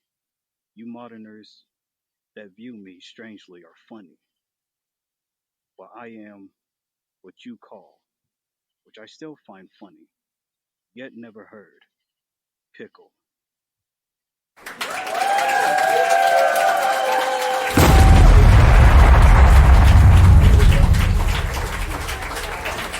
Um, Yeah, so we supposed to name this piece or guess the name. I don't know. I would call it. I don't know. I would think it was called AI. yeah, If that's what it made me think of. that's exactly what it made me think of. Like I thought, this is what I really thought of. I thought of Keanu Reeves. The cadence you decided to use in this piece, it was very, very, very close to Keanu Reeves in The Matrix. And that's what I got from it as well. The AI, like the war against the machine. That's one of the notes I wrote down. The war against the machine and AI. You know how so many things are changing, and people with their thirst and their lust for this self gratification, or this instant gratification rather, you know, of wanting things right now, you know, is leading us to a whole different place, you know. And we got to really pay attention what's going on, man. And by them coming out with these new organic human sleeves and uploading consciousness on in digital format and uploading it to these sleeves, is their attempt to cutting off the womb, cutting off the life source, man. to create an alternate life source. Like on this planet, as we know, all life come through the womb. All life come through the womb. That's the conduit that we need to bring life forth, that energy forth into this flesh. But now they're trying to find ways to circumvent that, to find an alternative source of life, and it's something that we really need to think about, man. Profound, man. I really thought that you did a masterful job with your cadence, man. You really kept it. You really committed. And I got lost in the storyline, man. I got lost, man. Like really, man. Like I was like in tune. And this was masterful right here, man. Marcus, man, this was a dope ass piece, man. What you thought about it, Payne? I enjoy listening to this. I definitely agree with you with the cadence. It definitely gave me Keanu Reeves vibes, but more so, it feeling prophetic and it just feeling, you know, the way he went about writing it was almost from the perspective of the computerized mind, and I Mm, just I got into that. I don't know if you ever saw this movie. It came out a while ago called Johnny Mnemonic, mm, but yeah, it gave me it just put me in the mindset of like the machines or this emotionalist computerized digitalized mindset kind of taking over our reality, which a lot of us don't see or understand is slowly happening anyway. But I really dug this piece, Marcus. I appreciate you coming through, man. Long time no hear from. It was great hearing you come through with some fire like this, though. Thanks. Now, the title is called Thoughts of a Primitive. mm, mm, And of course, by the word primitive, early man. So pretty much, I'm speaking in the thoughts of a caveman, knowing he can't speak, but everything that he's seeing within the modern era is what he's seeing, even though he can't speak the words, nor does he know it, but yet he understands. mm. Wow, man. That's crazy That's dope perspective. that we got a computerized kind of futuristic mindset from a caveman. But I think the caveman, what I'm getting is that the caveman is like starting over. Caveman being like not necessarily prehistoric, but in the sense of starting over, primitive, like we about to embark on something new. We about to, what I'm saying? We about to experience life from a whole different perspective, But powerful, man. Damn, man. That's deep, Marcus. Thanks. And I'm sure you're familiar with the PTR. This is an example of a caveman, and the character's name is Pickle. And of course, this character is pretty much is a caveman. So I was speaking, as I said, I was speaking from a mind of a caveman, Mm, pretty much. And everything that he's viewing since he was brought back from the ice. mm. Learning everything over again, observing. Dope. Dope, man. Dope, man. But yeah, man, I want to thank you for coming through with that, man. That was a dope piece, man. Dope piece. I enjoyed that. Thoroughly enjoyed that. All right, Pain. Here come the part of the show when you go up your sleeves and you know you in the back channels and all that, orchestrating in the back. Who we got as the closer tonight? Here to close the show for us. First of all, I want to thank everybody for coming out tonight. It was a dope show. It was a really dope show. Mm. Um, I especially appreciate all of y'all that been here since the beginning. We appreciate the love. Please don't forget to vote Thank you. for the competition, please. Yes, We please need, you vote. know what I'm saying? This was for poetry. This ain't only for us. This for poetry. So yeah, copy that Um, link before the room end. The link is right there and at the top. You can get that link, and yeah, please definitely vote. But go ahead, Paint. and don't forget to go to Spoken Soul Sessions. Wherever you listen to podcasts, go to Spoken Soul Sessions. Um, Black got some interviews over there with some heavy hitters. And yeah, listen to Iron Sharpens Iron. You know what it is. But Definitely. tonight, here to close the show for us this evening is Maze. Oh, this is gonna be a treat. Let's bring the queen on up to the stage.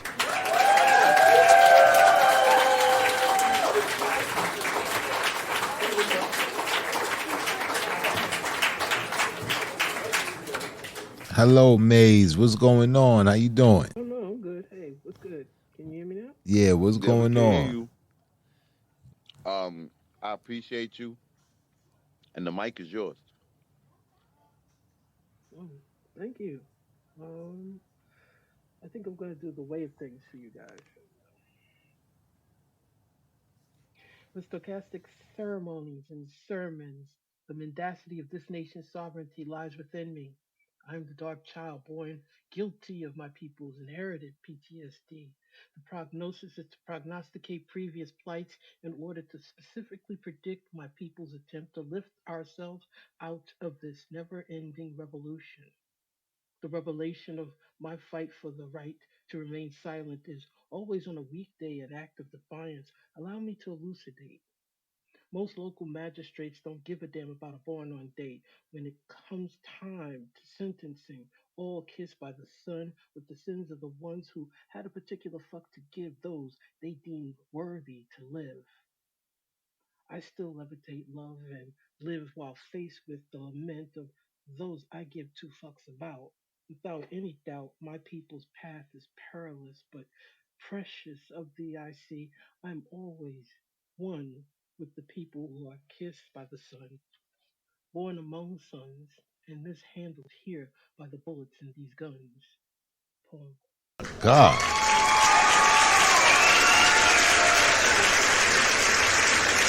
wow, that poem right there is that's the exact sentiment I feel, man.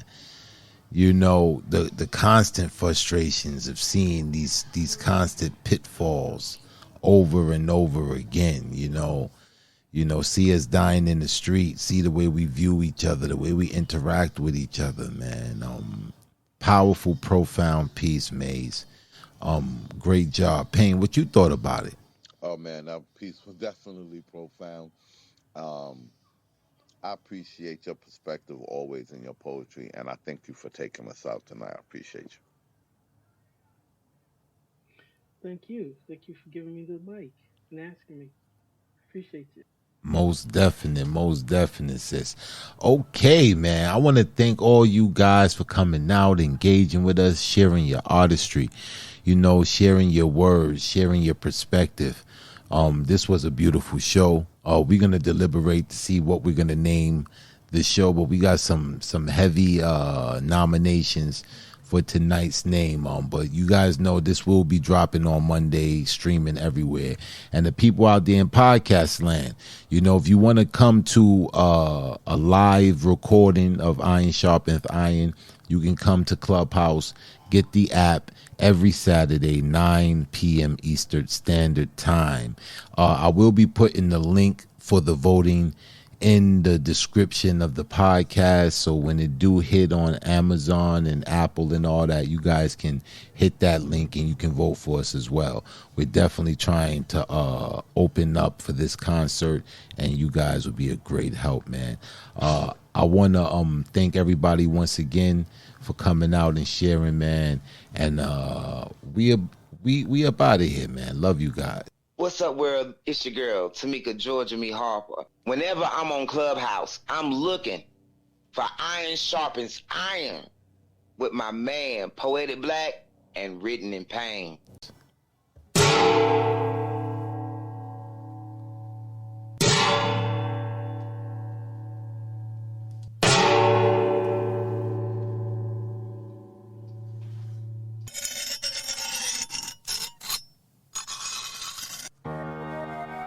as iron sharpens iron, so one man sharpens another.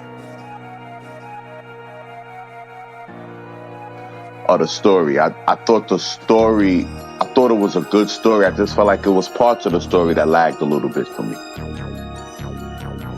Your cadence, man, it captivated me.